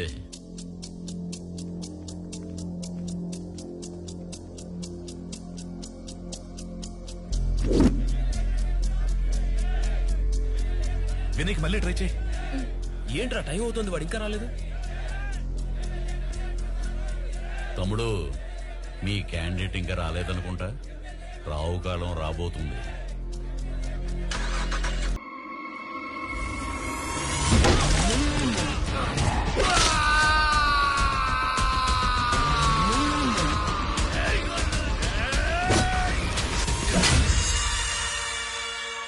కత్తిసుకోరా. సార్, అసలు ఏం జరుగుతోంది సార్? జరుగుతుంది కాదు, నువ్వు జరిపించింది. కత్తిసుకోరా. ఇన్స్పెక్టర్ గారు, మా తమ్ముడితో కొంచెం మాట్లాడాలి. Okay sir. తమ్ముడు, నీకే బుర్ర ఉందనుకున్నావు. నీ రేంజ్ కాకపోయినా నాకు కూడా ఒక చిన్నది ఉంది. నువ్వు యూజ్ చేసిన ఆయుధాన్నే నేను యూజ్ చేశాను, సోషల్ మీడియా. రేపే నామినేషన్ కి లాస్ట్ డే. నువ్వు వస్తున్నావు, నామినేషన్ వేస్తున్నావు. కాదు కూడదు అంటే నేను మాత్రం నిన్ను చంపి సముద్రంలో పడేస్తా. తమ్ముడు, పాలిటిక్స్ అంటే ఆ సముద్రం లాంటిది. దీంట్లో ప్రయాణించాలంటే షిప్ అయినా ఉండాలి, లేకపోతే బోట్ అయినా ఉండాలి. నువ్వు ఒట్టి చేతులతో ఈదాలనుకున్నావు, సముద్రం మధ్యలో మునిగిపోబోతున్నావు. నీలాంటి పనికిరానోడికేరా బోట్లు షిప్పులు కావాలి. నాకు అవసరం లేదు. నిన్ను నేను వెంటాడి పట్టుకుంటాను. ఎందుకంటే నేను సొరచాపన్రా. ఆడు నిజంగా సొరచాపేరా. తీసుకొచ్చాడు, పడేశాడు, ఇంకా ఏం చేస్తాడు? అరే పదండ్రా.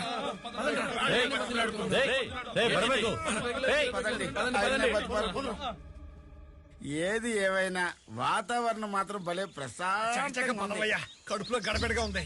ఎక్కడే బయటకు వచ్చేసేటట్టుంది. అన్నా ఈ వయసులో ఎర్లీ మార్నింగ్ టెన్షన్ గా గంట కొడుతుందంటే నీ హెల్త్ కండిషన్ సూపర్ అన్నా.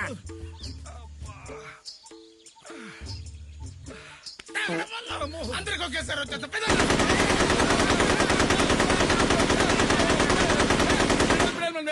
ఇక్కడ దడలు మన వస్తుంది. మా శబ్దాల ముందు నీ శబ్దం వాళ్ళు ఎక్కేంట్రా?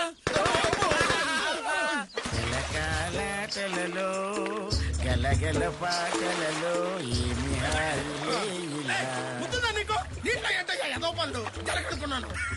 నేను మాత్రం పోవనుకున్నానా? నేను కూడా జలగా అనుకున్నా. పామంటే ఇంతుంటదా నీ అబ్బా? ఒకడా అది పడుకునే పాము ఉంటది. నీకు తల్లి పావుకి పిల్ల పావుకి తేడా తెలీదా? పిల్ల బిత్తరికి ఎదవా నీ పడుకునే పాము మీ అమ్మల కడుపుల బాధ. సరిగ్గా దొడ్లోకి వెళ్ళవరు, సరిగ్గా స్నానం చేయవరు. ఏంటో మాకు పరిస్థితి. ఒక్కరు కాదు, ఇద్దరు కాదు, మొత్తం 120 మంది ఎమ్మెల్యేలను ప్రీ ప్లాన్ గా కిడ్నాప్ చేసి తీసుకెళ్లిపోయాడు. ఇప్పుడు ఏం చేయాలో నాకు అర్థం కావట్లేదు. ఇదంతా చేసింది నేనే అని జనానికి కానీ మీడియాకి కానీ తెలిస్తే ఇన్నేళ్లు కష్టపడిన నా పొలిటికల్ కెరియర్ సర్వనాశనం అయిపోతుంది. మీరేం వరి అవ్వకండి సార్. ఇక ఈ విషయం నాకు వదిలేయండి. కిడ్నాపర్ల నుండి ఎమ్మెల్యేలను ఎలా సేఫ్ గా తీసుకురావాలో నేను చూసుకుంటాను. కిరణ్ సార్, ధృవ ఎక్కడున్నాడో ఇమ్మీడియట్ గా వచ్చి నా ఆఫీస్ లో నన్ను కలవమని చెప్పండి. Okay sir. ఉంటాను sir.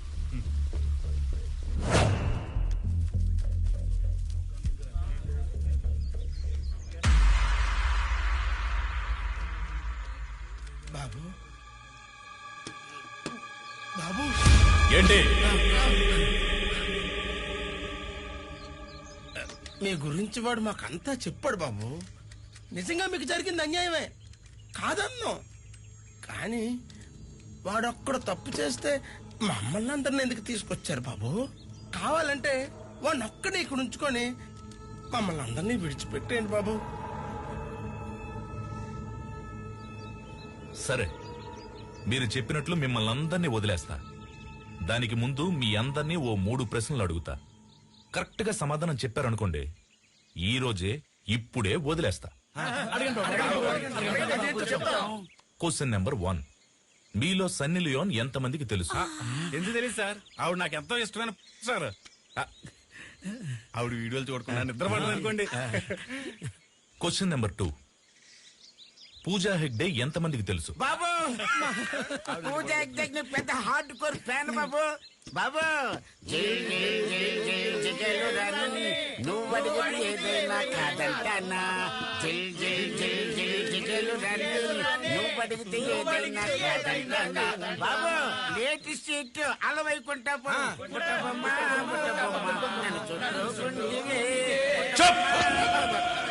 Third question. Narayana Swamy మీలో ఎంతమందికి తెలుసు? బాబు నారాయణ స్వామి అంటే అన్నవరంలో ఉన్న సత్యనారాయణ స్వామి కదా? మీకు సన్నీ లియోన్ బాగా తెలుసు. పూజా హెగ్డే ఎన్ని సినిమాలు ఎవరెవరితో చేసిందో కూడా తెలుసు. కానీ ప్రజల కోసం తన ప్రాణాలు సైతం పోగొట్టుకున్న నారాయణ స్వామి ఎవరో మీకు తెలీదు. ఎవరు బాబు ఆయన? దేవుడా? దేవుడే, కానీ గుడిలో ఉండే దేవుడు కాదు, ప్రజల గుండెల్లో ఉండే దేవుడు నారాయణ స్వామి.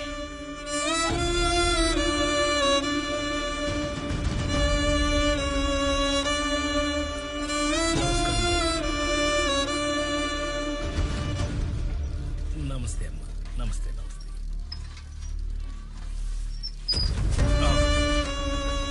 ఏంటమ్మా ఇది? చూస్తే తెలియట్లేదా? చెత్త. అది తెలుస్తూనే ఉంది. నువ్వు వేసిందే కాదు, చేసింది కూడా అదే. కానీ చెత్తని చెత్త కుండీలో వేయకుండా రోడ్డు మీద పడేస్తున్నావు ఎందుకు? ఎప్పుడు కరెక్ట్ గానే వేస్తాను, ఇవాళ్లే జస్ట్ మిస్. అబ్బా, ఇంగ్లీష్ మాట్లాడుతున్నావు. చెత్తని చెత్త కుండీలో వేయాలని తెలీదా? ఇలా చేయడం వల్లే కనిపించని రోగాలు వచ్చి మనుషులు కనపడకుండా పోతున్నారు. ఆహా, అటు చూడండి, కుండీల నిండా చెత్త. దాన్ని క్లీన్ చేయాల్సిన మున్సిపాలిటీ వాళ్ళు ఒక్కళ్ళు కూడా కనిపించకుండా పోయారు. వారం నుంచి చూస్తున్నా ఒక్కళ్ళన్నా వస్తారేమో అని. పైగా నేనేస్తేనే రోగాలు వచ్చినట్టు చెప్తున్నారు. ఆఫీసా? ఎవరు? నారాయణ స్వామి గారా? ఎలా కనిపెట్టేశావు? ఫోన్ లో కెమెరా పెట్టావా ఏంటి? అదేం లేదు సార్, మన గవర్నమెంట్ ఆఫీస్ లో ల్యాండ్ ఫోన్ మోగిందంటే అది మీ ఫోనే సార్. చెప్పండి. సుందరయ్య కాలనీలో చెత్త కుండీ అంతా నిండిపోయిందయ్యా. కాలనీ అంతా కంపు కొట్టేస్తాం, దాన్ని క్లీన్ చేయించొచ్చు కదా. ఓ అదే, ఆ చెత్త తీసే పని మాది కాదండి, ప్రైవేట్ వాళ్ళకి కాంట్రాక్ట్ ఇచ్చాం. ఏంటి, చెత్త క్లీన్ చేసే పని కూడా ప్రైవేట్ వాళ్ళకి ఇచ్చారా? మరి మీరేం చేస్తున్నారు? మీలాంటి వాళ్ళు అడిగే సందేహాలకు సమాధానం ఇస్తుంటాంలేండి. సరే, ఆ contractor number. Hello, contractor Gangadharam గారా? అవును, మీరెవరు? నేను నారాయణ స్వామి. సుందరయ్య నగరు చెత్త క్లీనింగ్ చేసే కాంట్రాక్ట్ తీసుకుంది మీరే కదా? అవును, నేనే. ఇక్కడ చెత్త కుండీ మొత్తం నిండిపోయి కాలనీ అంతా కంపు కొట్టేస్తుంది. దీన్ని క్లీన్ చేయరు ఎందుకని? ఓ అదా, పాత టెండర్ పూర్తయిపోయింది సార్. కొత్త టెండర్ వచ్చే నెలలో వేస్తున్నాం. ఆ టెండర్ వచ్చిన తర్వాతే క్లీన్ చేస్తాం. అప్పుడు దాకా ఇలా వదిలేస్తారా? కాస్త బాధ్యత ఉండాలండి. అంత బాధ్యత ఉన్నాడు, నువ్వే క్లీన్ చేయొచ్చుగా. ఇప్పుడే కదా నేను క్లీన్ చేశాను. నేను క్లీన్ చేసిన ఉచ్చబోయడానికే. అక్కడ పబ్లిక్ బాత్రూమ్ ఉన్నాయి, అక్కడికి వెళ్ళి పోయొచ్చుగా. నేను చాలా రోజుల నుంచి ఇక్కడే పోస్తున్నా. రేపటి నుంచి ఇక్కడ పొయ్యకు. రేపు కాదు, ఎల్లుండి కాదు, ఆ మరుసటి రోజు కూడా ఇక్కడే పోస్తా. ఏ పొయ్యలేదే? నువ్వు మంచోడురా, అందుకే నీ వల్ల కాలేదు. ఇది విత్తనం. ఏంటి అలా చూస్తున్నావు? దీన్ని విసిరేస్తే మట్టిలో కలిసిపోతుంది. అదే నాటితే అదే మట్టిని చీల్చుకుంటూ మొక్కలా బయటకొస్తుంది. నువ్వు కూడా ఈ విత్తనం లాంటి వాడివి. ఈ విత్తనం పెద్ద వృక్షం అవుతుంది, కాయలు పళ్ళు ఇస్తుంది. అవేమీ ఇవ్వకపోయినా కనీసం 10 మందికి నీడనిస్తుంది, వర్షాన్నిస్తుంది. నువ్వు నాటే ఈ విత్తనం పెరిగి పెద్దదయ్యి నీ తర్వాత కూడా నీ పేరు నిలబడుతుంది. దీన్ని నాటుతావో విసిరేస్తావో అది నీ. ఇక్కడ ఇంత శుభ్రంగా ఉంది, ఇక్కడ పోస్తున్నావేంటి? అక్కడ పబ్లిక్ టాయిలెట్స్ ఉన్నాయి కదా, అక్కడికి వెళ్ళు. ఒరేయ్, అక్కడికి వెళ్తే వాడు 2 రూపాయలు అడుగుతాడ్రా. తాగడానికి నీళ్ళే రూపాయరా, కానీ ఉచ్చ పోసుకోవడానికి 2 రూపాయలా? ఎలా వెళ్ళు. పోతున్నావులే.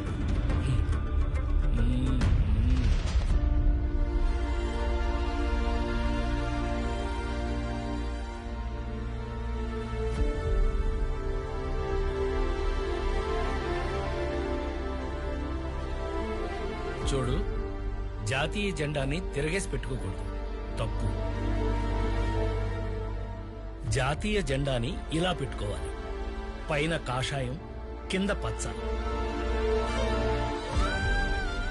దా జెండా ఎగరి.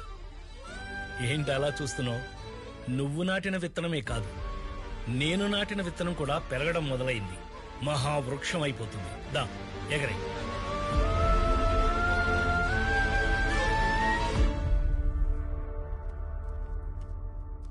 మీ అమ్మా నాన్న ఎవరు? ఏం చేస్తుంటారు? మా అమ్మా నాన్న గంజాయి వ్యాపారం చేసేవాళ్ళు. పోలీసు వాళ్ళు కొట్టడం వల్ల మా నాన్న చనిపోయాడు. మా అమ్మ జైల్లో ఉంది. నువ్వు చదువుకోట్లేదా? చదివేవాణ్ణి. మా అమ్మ చదువు మానేసి గంజాయి వ్యాపారానికి వెళ్ళు వెళ్ళు అనేది.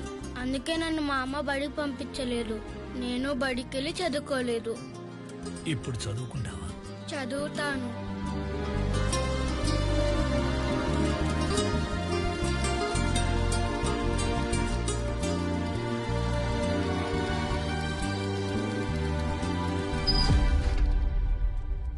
ఏమయ్యా, స్కూల్ పక్కన మందు అమ్మటమే తప్పు, అది చిన్నపిల్లలకు అమ్ముతున్నావు. 18 సంవత్సరాల వాళ్ళకి మందమ్మకూడదని చట్ట విరుద్ధమని నీకు తెలీదా? చట్టాలు జనాల కంటితో ఖర్చీఫ్లయ్యా, వాటిని మడిచి వెనక పెట్టుకోవాలి జేబులో. సిగరెట్ల మే బడ్డీ కొట్టు స్కూల్ పక్కన ఉండొచ్చు, కానీ వైన్ షాప్లు ఉండకూడదా? చట్ట ప్రకారమే లైసెన్స్ తీసుకుని షాప్ ఇక్కడ పెట్టాం. అసలే వ్యాపారం లేక మేమేడుస్తుంటే చట్టం ధర్మం అని శంకర్ సినిమాలో అపరిచితుల్లా నువ్వు వచ్చి చెబుతున్నావు. చదువుకునే కుర్రోళ్ళకే కాదు, పైసలు ఇస్తే పాకే పసిపిల్లడు వచ్చినా మందిస్తావు. మాకు వ్యాపారమే ముఖ్యం. ఏంటయ్యా అంత పొగరగా మాట్లాడుతున్నావు? అవును, మాట్లాడతాను. ఏం చేస్తావు? ఇన్స్పెక్టర్ గారు, మీరు అతను కొట్టడానికి రూల్స్ ఒప్పుకోవండి. రేపు అతను కోర్టులో హాజరుపరచండి. అక్కడ మద్యం దుకాణం మూయించేసి మీరు మా కోసం మంచి పని చేశారయ్యా.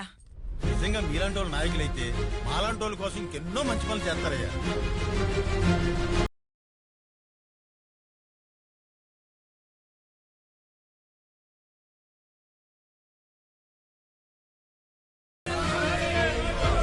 అలా ఆ రోజు ప్రజలు నారాయణ స్వామిని ఎమ్మెల్యేగా అత్యధిక మెజారిటీతో గెలిపించారు. తనను గెలిపించిన ప్రజల కోసం ఏదైనా చెయ్యాలనే తపనతో ప్రజల కష్టసుఖాలు తెలుసుకోవడానికి ప్రతి ఇంటి గడప తొక్కాడు. అప్పుడే ఆయన తెలుసుకున్న విషయం, పక్కనే జీవనది గోదావరి ఉన్నా ఆ నీళ్లు ప్రజల సాగునీటికి తాగునీటికి ఉపయోగపడట్లేదని, ఆ నీళ్లు ప్రజల అవసరాలకు అందించలేని ప్రభుత్వాల అసమర్థతపై గళమెత్తాడు.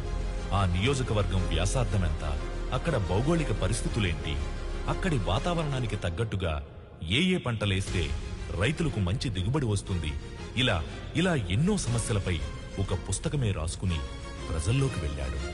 ఈ రోజు నేను గెలవడం కన్నా నన్ను గెలిపించి మీరందరూ ప్రజాస్వామ్యాన్నే గెలిపించారు. ఈ మార్పు మన దేశ రాజకీయాలకి నాంది కావాలి. నా చేతిలో ఉన్న ఈ పుస్తకం మన నియోజకవర్గపు లోటుపాట్లు, మీ అందరి అవసరాలు, వాటిని నేను ఎలా తీర్చాలి అని నేను రాసుకున్న మన నియోజకవర్గపు రాజ్యాంగం. తప్పకుండా ప్రతి సమస్య మీద అసెంబ్లీలో పోరాడతాం. ఈ 5 ఏళ్లలో మన నియోజకవర్గపు రూపురేఖలు మార్చేలా అసెంబ్లీ సాక్షిగా నా పోరాటం సాగుతుంది. ఇదే నేను మీకు ఇస్తున్న వాగ్దానం.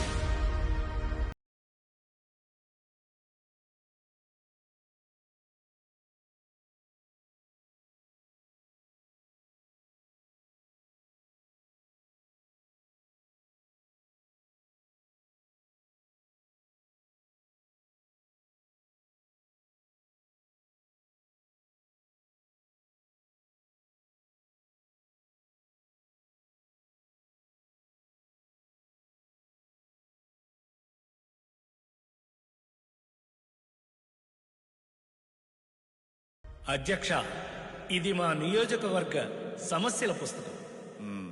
తమరు కొంచెం సమయం కేటాయిస్తే మా నియోజకవర్గ సమస్యలన్నీ మీకు విన్నవించుకుంటారు.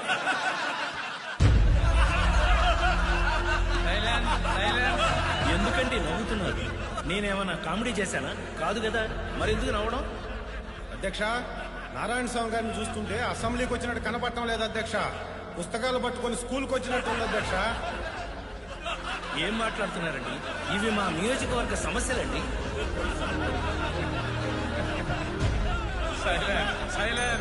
స్పీకర్ గారు సైలెన్స్ అని నవ్వుతారేంటండి? ఆపండి, ఆ నవ్వులు ఆపమని మీరైనా చెప్పండి అధ్యక్ష. The house is ఎడ్జెంట్. Tomorrow at 8 AM.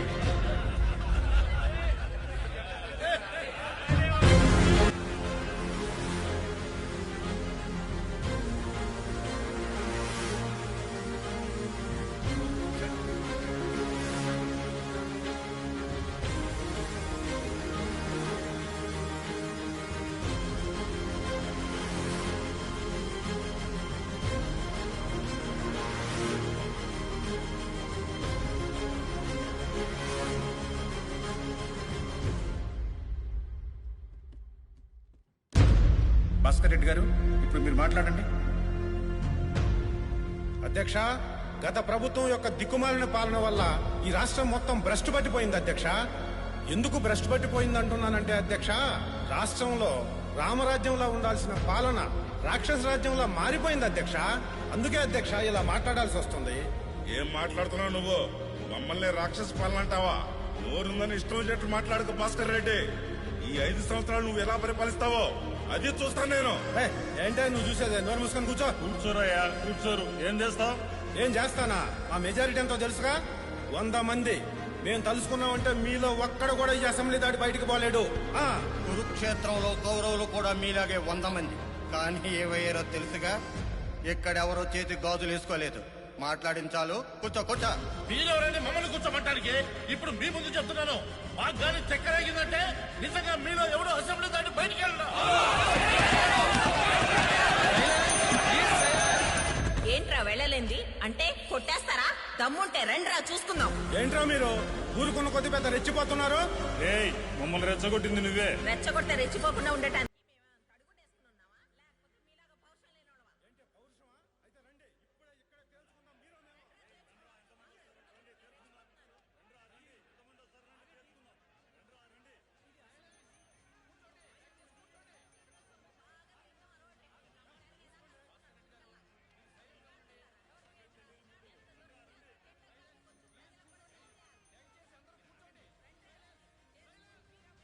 సేపు వాయిదా వేస్తున్నాను. భద్రాచలం నియోజకవర్గ ఎమ్మెల్యే నారాయణ స్వామి గారిని మాట్లాడవలసిందిగా కోరుచున్నాను. అధ్యక్ష, ఈ సభాముఖంగా వీళ్ళందరి సమక్షంలో నేను ఒక విషయం చెప్పదలుచుకున్నాను. అధ్యక్ష, ఇక్కడ ఉన్న వాళ్ళందరూ ప్రజాప్రతినిధులే. ప్రజలు ఓటేస్తే గెలిచిన వాళ్లే. ఆ ఓటేసిన ప్రజల గురించి మాట్లాడకుండా ఇలా నిండు సభలో ఒకరినొకరు తిట్టుకోవడం, గొడవలు పట్టడం ఏం బాలేదు అధ్యక్ష. ఇది ప్రజాస్వామ్యానికే సిగ్గుచెట్టు. అధ్యక్ష, నారాయణ స్వామి గారు సభా మర్యాద లేకుండా మాట్లాడుతున్నారు. జనాలు గుడ్డిగా ఓట్లేస్తే గెలిచి ఇక్కడికి వచ్చి కూర్చోలేదు అధ్యక్ష. మేము అలాంటి మమ్మల్ని పట్టుకొని సిగ్గులేని వాళ్ళు అంటాడా?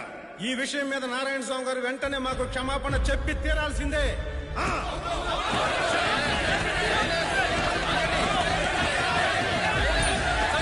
భాస్కర్ రెడ్డి గారు, నేను ప్రజాస్వామ్యానికి సిగ్గుచేటు అన్నాను కానీ మీకు సిగ్గులేదని అనలేదండి.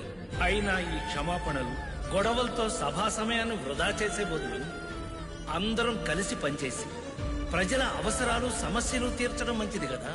అంటే మేము గొడవలు చేసేవాళ్ళమా? మా ముఖ్యమంత్రికి మాకు ఎలా పరిపాలించాలో నువ్వు చెప్తున్నావా? అధ్యక్ష, ఇక్కడున్న ముఖ్య నాయకులందరికీ ఈ సందర్భంగా నారాయణ స్వామి గారు క్షమాపణ చెప్పి తీరాల్సిందే.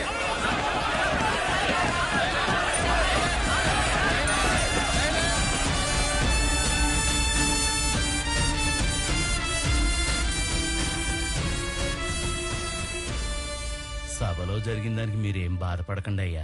అన్ని సర్దుకొని మళ్ళీ మన సమస్యలు చెప్పుకునే అవకాశం మీకు వస్తుందయ్యా. మగవాడికి మైకిస్తే ఏంటి ప్రయోజనం? ఎన్ని అవకాశాలు వస్తే మాత్రం ఏం ఉపయోగం? గొంతు విప్పి మాట్లాడితే కదా. గోందు ఏం మాట్లాడుతున్నావు నువ్వు? పిచ్చి పిచ్చిగా ఉందా? నోరు మూసుకొని ఎక్కడి నుంచి ఎలా? ఆడి మాటలు మీరేం పట్టించుకోకండి అయ్యా. వాడన్న దాంట్లో తప్పేం లేదు సుబ్బయ్య. మీరు వాడిలో ఆవేశాన్ని చూస్తున్నారు, నేను వాడిలో ఆవేదన చూస్తున్నాను.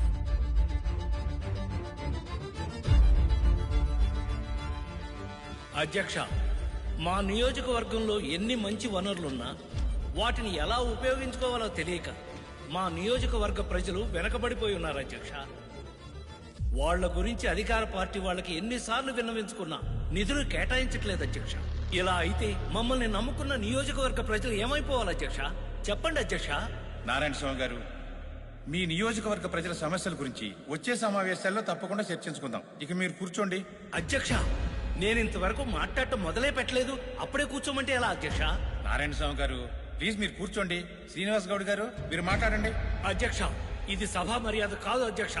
మా నియోజకవర్గ సమస్యల గురించి నన్ను మాట్లాడివ్వండి అధ్యక్ష. ప్లీజ్ నారాయణ స్వామి గారు, మీరు కూర్చోండి. చివరిగా 10 నిమిషాలన్నా నాకు కేటాయించండి అధ్యక్ష, ప్లీజ్. శ్రీనివాస్ గౌడ్ గారు, మీరు మాట్లాడండి. అధ్యక్ష, రాష్ట్రంలో సీఎం గారి పరిపాలన చూస్తుంటే ద్వాపర యుగంలో శ్రీరాముడు పరిపాలించినట్టుగా ఉంది అధ్యక్ష. ఆ విషయం నేనే కాదు అధ్యక్ష, స్వయంగా ప్రజలు చెప్తున్నారు అధ్యక్ష. అధ్యక్ష, రాముడు పరిపాలించింది త్రేతాయుగంలో అధ్యక్ష. ద్వాపర యుగంలో పరిపాలించింది శ్రీకృష్ణుడు అధ్యక్ష. నా చరిత్ర తెలుసుకొని మాట్లాడమని చెప్పండి అధ్యక్ష. చెప్పాను కదా, అసమర్థుడిని తీసుకెళ్లి శాసనసభలో కూర్చోబెడితే నాయకుడు అనరు.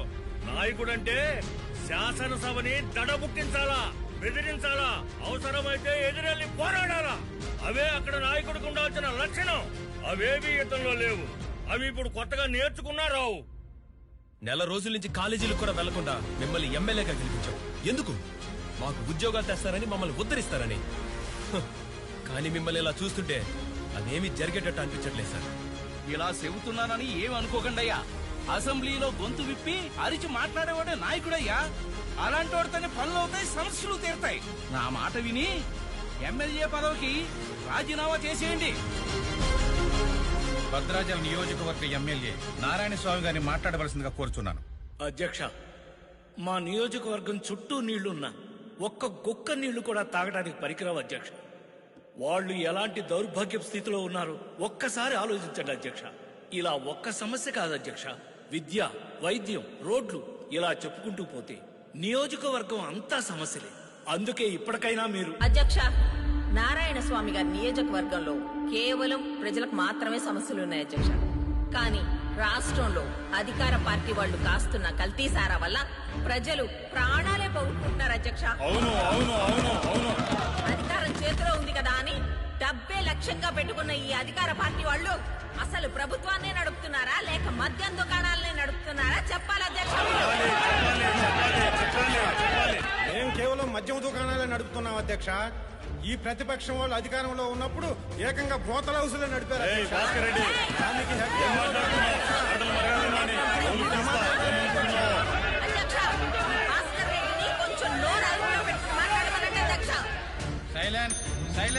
నేను మాట్లాడిన దాంట్లో తప్పే ఉంది అధ్యక్ష. ఈ రమాదేవి గారు ఏంటో, ఈవిడ చరిత్ర ఏంటో, ఒకప్పుడు చిలకలూరుపేటలో ఏం చేసిందో అందరికి తెలిసిందే అధ్యక్ష.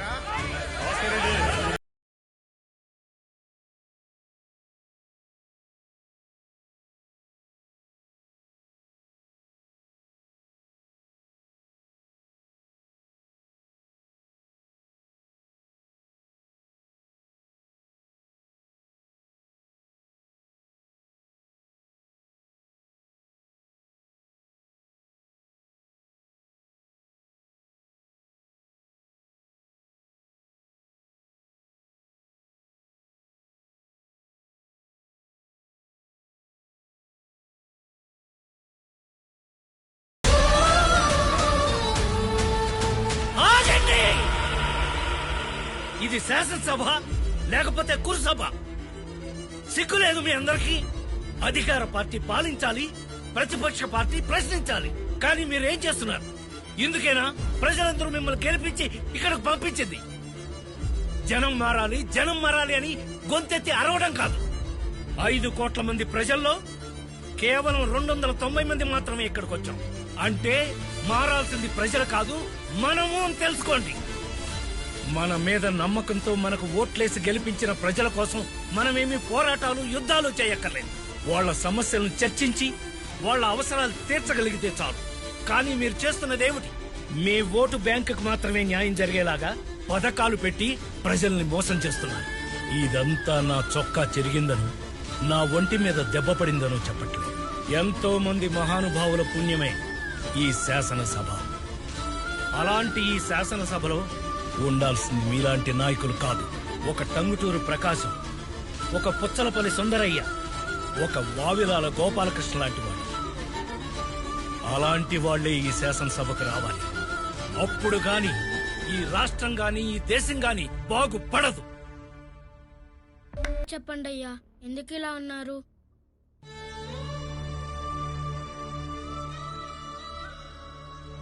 ఓడిపోయానురా. జనానికి మాటిచ్చి నిలబెట్టుకోలేని అసమర్థునైపోయాను. ఏమైందయ్యా, ఎందుకు ఇలా మాట్లాడుతున్నారు? అధికారంలోకి రాగానే ఏమైనా చేయగలం అనుకునే రాజకీయ నాయకుల్ని మార్చాలరా. అది ఎప్పుడైతే జరుగుద్దో అప్పుడే ఈ సమాజం బాగుపడుతుంది. అయితే వాళ్ళని నేను మారుస్తానయ్యా.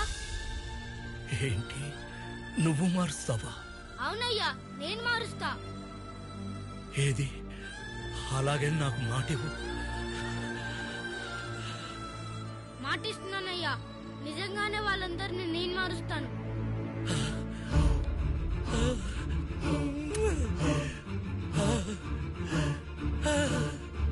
మార్చాలి, నువ్వే మార్చాలి, మార్చాలి.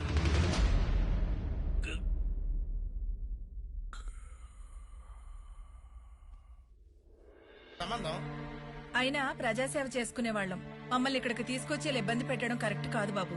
ప్రజాసేవ? ఏం ప్రజాసేవ చేస్తున్నారు మీరంతా? ఒక్కటి చెప్పండి. నెల తిరగకుండానే రేషన్ ఇస్తున్నాం, ముసలాళ్ళకి వికలాంగులకి ప్రతి నెల పెన్షన్ ఇస్తున్నాం, నిరుద్యోగులకు నిరుద్యోగ భృతి ఇస్తున్నాం, ఇన్ని మంచి పనులు చేస్తున్నాం. ఇవన్నీ సేవ కాదా? ప్రజాసేవ చేయడం అంటే టైంకి రేషన్ బియ్యం, కందిపప్పు ఇవ్వడం కాదు సార్. అయినా 20 ఏళ్ల కుర్రాడికి ఎందుకు సార్ నిరుద్యోగ భృతి? వాడు కష్టపడలేడా? 2 ఎకరాల రైతుకి ఎందుకు సార్ రేషన్ బియ్యం? వాడు పండించుకోలేడా? మీ ప్రభుత్వ పథకాల వల్ల కష్టపడే తత్వం, పండించే సామర్థ్యం చచ్చి బద్ధకం నిద్రలేస్తోంది సార్. ఏ రోజైతే మీ ఉచిత పథకాల కన్నా కష్టపడటమే ఉత్తమమని ప్రజలు ఎప్పుడైతే నమ్ముతారో ఆ రోజే మీరు నిజమైన ప్రజాసేవ చేసినట్లు సార్. అంటే మా మీద నమ్మకం లేకుండానే ప్రజలు మమ్మల్ని గెలిపిస్తున్నారా? మీ పేరు మారుతిరావు కదా? అవును. మీ నియోజకవర్గం రామాపురం కదా? అవును, రామాపురమే. మీ రామాపురం గురించి మీకేం తెలుసు కొంచెం చెప్పండి సార్. ఏముందండి రామాపురంలో? 4 మండలాలు, 6 గవర్నమెంట్ ఆసుపత్రులు, 20 ప్రైవేట్ ఆసుపత్రులు, 12 సినిమా థియేటర్లు, 130 వైన్ షాపులు. అంతేగాక ఓటర్లు అంటారా, రెడ్లు 50,000 మంది, కాపులు 70,000 మంది, మిగతా ఓసీ క్యాస్ట్లు అన్ని కలిపి 1,00,000. అది కాకుండా బీసీ, ఎస్సీ, ఎస్టీలు మొత్తం కలిపి 2 లక్షల మంది ఓట్లు.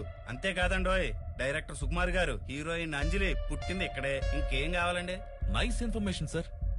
అదే రామాపురంలో ఒకప్పుడు వేలల్లో ఉండే రైతులు ఇప్పుడు 100లోకి ఎందుకు వచ్చారో తెలుసా సార్? తెలీదయ్యా, మా నియోజకవర్గం గురించి మాకేం తెలీదు. నీకేం తెలుసో చెప్పు. రామాపురం మొత్తం ఓటర్ల సంఖ్య 4,80,000. అందులో పురుషులు 2,50,000, స్త్రీలు 2,28,000. మిగిలిన వాళ్ళు థర్డ్ జెండర్. అక్కడ వర్షపాతం, నీటి సదుపాయం ఎక్కువగా ఉండడం వల్ల వరి, చెరుకు వంటి పంటలకు ఆ నేల అనుకూలం. ఇక సమస్యల విషయానికొస్తే రామాపురం మెయిన్ సెంటర్ లోనే పెద్ద డంపింగ్ యార్డ్ ఉంది. ఇంకా అక్కడ రోడ్ల గురించి మనం ఎంత తక్కువ మాట్లాడుకుంటే అంత మంచిది. ఆయన అధికార పార్టీ ఎమ్మెల్యే. మీరు ప్రశ్నించడంలో అర్థం ఉంది. మరి మేం ప్రతిపక్షంలో ఉన్నాం కదా, వాళ్లతో పాటు మమ్మల్ని ఎందుకు తీసుకొచ్చినట్టు? ఒక ప్రతిపక్ష పార్టీగా మీకు గవర్నమెంట్ సపోర్ట్ లేకపోవచ్చు, కానీ వాయిస్ రైజ్ చేయడానికి అసెంబ్లీ ఉంది కదా, అక్కడెందుకు మాట్లాడరు సమస్యలపైన? ప్రజలు ఓట్లేసి అసెంబ్లీకి పంపింది వాళ్ళకేదో మంచి చేస్తారన్న నమ్మకంతో. కానీ పెట్రోల్ రేటు పెరిగితే పట్టింపు లేదు, ఉల్లి ధర ఊసే లేదు.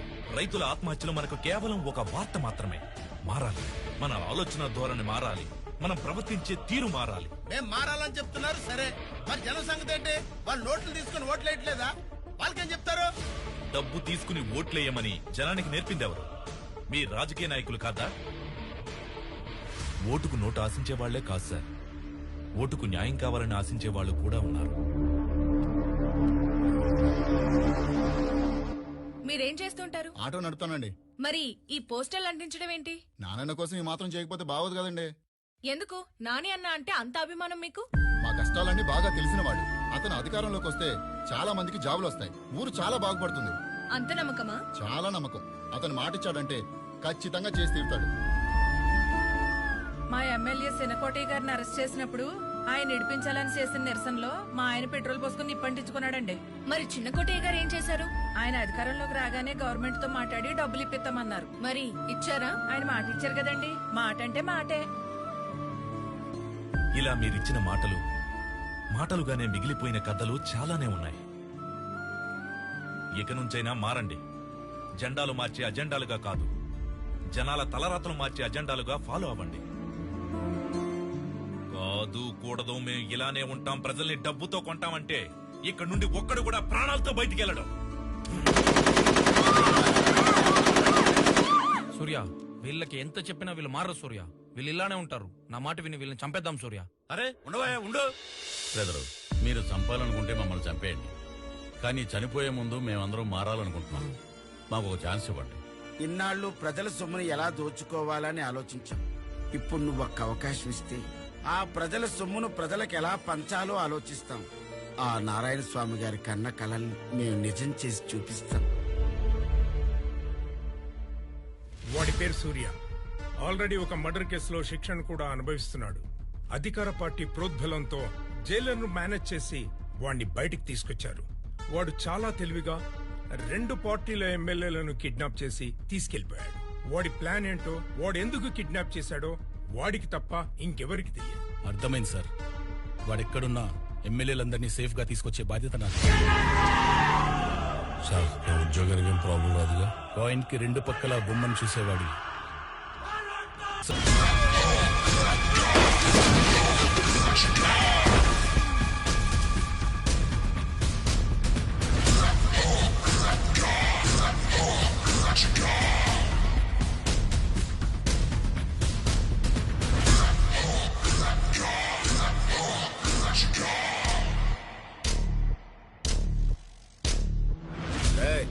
వీళ్ళని చంపేసి ఎమ్మెల్యేలని తీసుకోరండ్రా. కాన్ ఆతా దేఖ్ లే తూ. ఆగండి.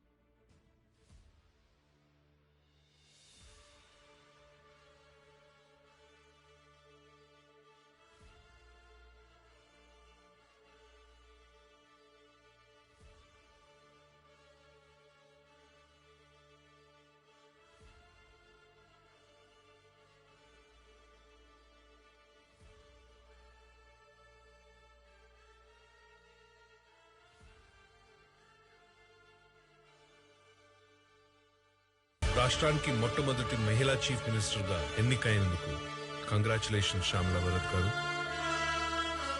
Best wishes. ఒక వ్యక్తి చేసిన మంచి పని వలన ఈ రోజు మనమంతా కొత్త ఆలోచనలతో కొత్త అసెంబ్లీని చూస్తున్నామంటే ఇది అందరూ ఒప్పుకొని తీరాలి. ప్రజలకు మంచి చేయాలంటే సభలో సభ్యుల మధ్య సఖ్యత అనేది అవసరం. ముందుగా ప్రతిపక్ష పార్టీ తరఫు నుండి ఏవైనా ప్రజా సమస్యలుంటే ప్రస్తావించవలసిందిగా కోరుతున్నాం. అధ్యక్ష, అసెంబ్లీ సమావేశాలు మొదలుపెట్టిన మొదటి రోజు అది మొదటిగా ప్రతిపక్ష పార్టీ సభ్యులకు మాట్లాడే అవకాశం ఇచ్చిన ముఖ్యమంత్రి గారికి, స్పీకర్ గారికి నా తరపున, మా పార్టీ తరపున ధన్యవాదాలు తెలియజేసుకుంటున్నాం. గత 2 సంవత్సరాలుగా కరోనా అనే మహమ్మారి ప్రజా జీవితాన్ని ఎంతలా అతలాకుతలం చేసిందో, ప్రజల ఆరోగ్య విషయంలో మనం మేల్కోవాల్సిన సమయం వచ్చింది. అందుకుగాను పేద ప్రజలకు న్యాయం చేయవలసిందిగా ప్రతిపక్షం పార్టీ తరపున కోరుతున్నాం అధ్యక్ష. ఈ విషయంపై రాష్ట్ర ముఖ్యమంత్రి శ్యామలా భరత్ గారిని మాట్లాడవలసిందిగా కోరుతున్నాం. అధ్యక్ష, ముందుగా ఇలాంటి చక్కని వాతావరణంలో గొడవలకి తావు లేకుండా ప్రజా ప్రయోజనం కోసం ఉపయోగపడే బిల్లును సభలో ప్రవేశపెట్టిన ప్రతిపక్ష పార్టీ సభ్యులు రామ్మోహన్ రావు గారిని, ఆ పార్టీని నేను అభినందిస్తున్నాను. కామన్ మ్యాన్ కి కూడా కార్పొరేట్ వైద్యం, అది 10 రూపాయలైనా 10 లక్షలైనా మంచి వైద్యం అందించాలన్న సదుద్దేశంతో మీ అందరి సమక్షంలో ఈ ఫైల్పై నా మొదటి సంతకం చేస్తున్నాను అధ్యక్ష.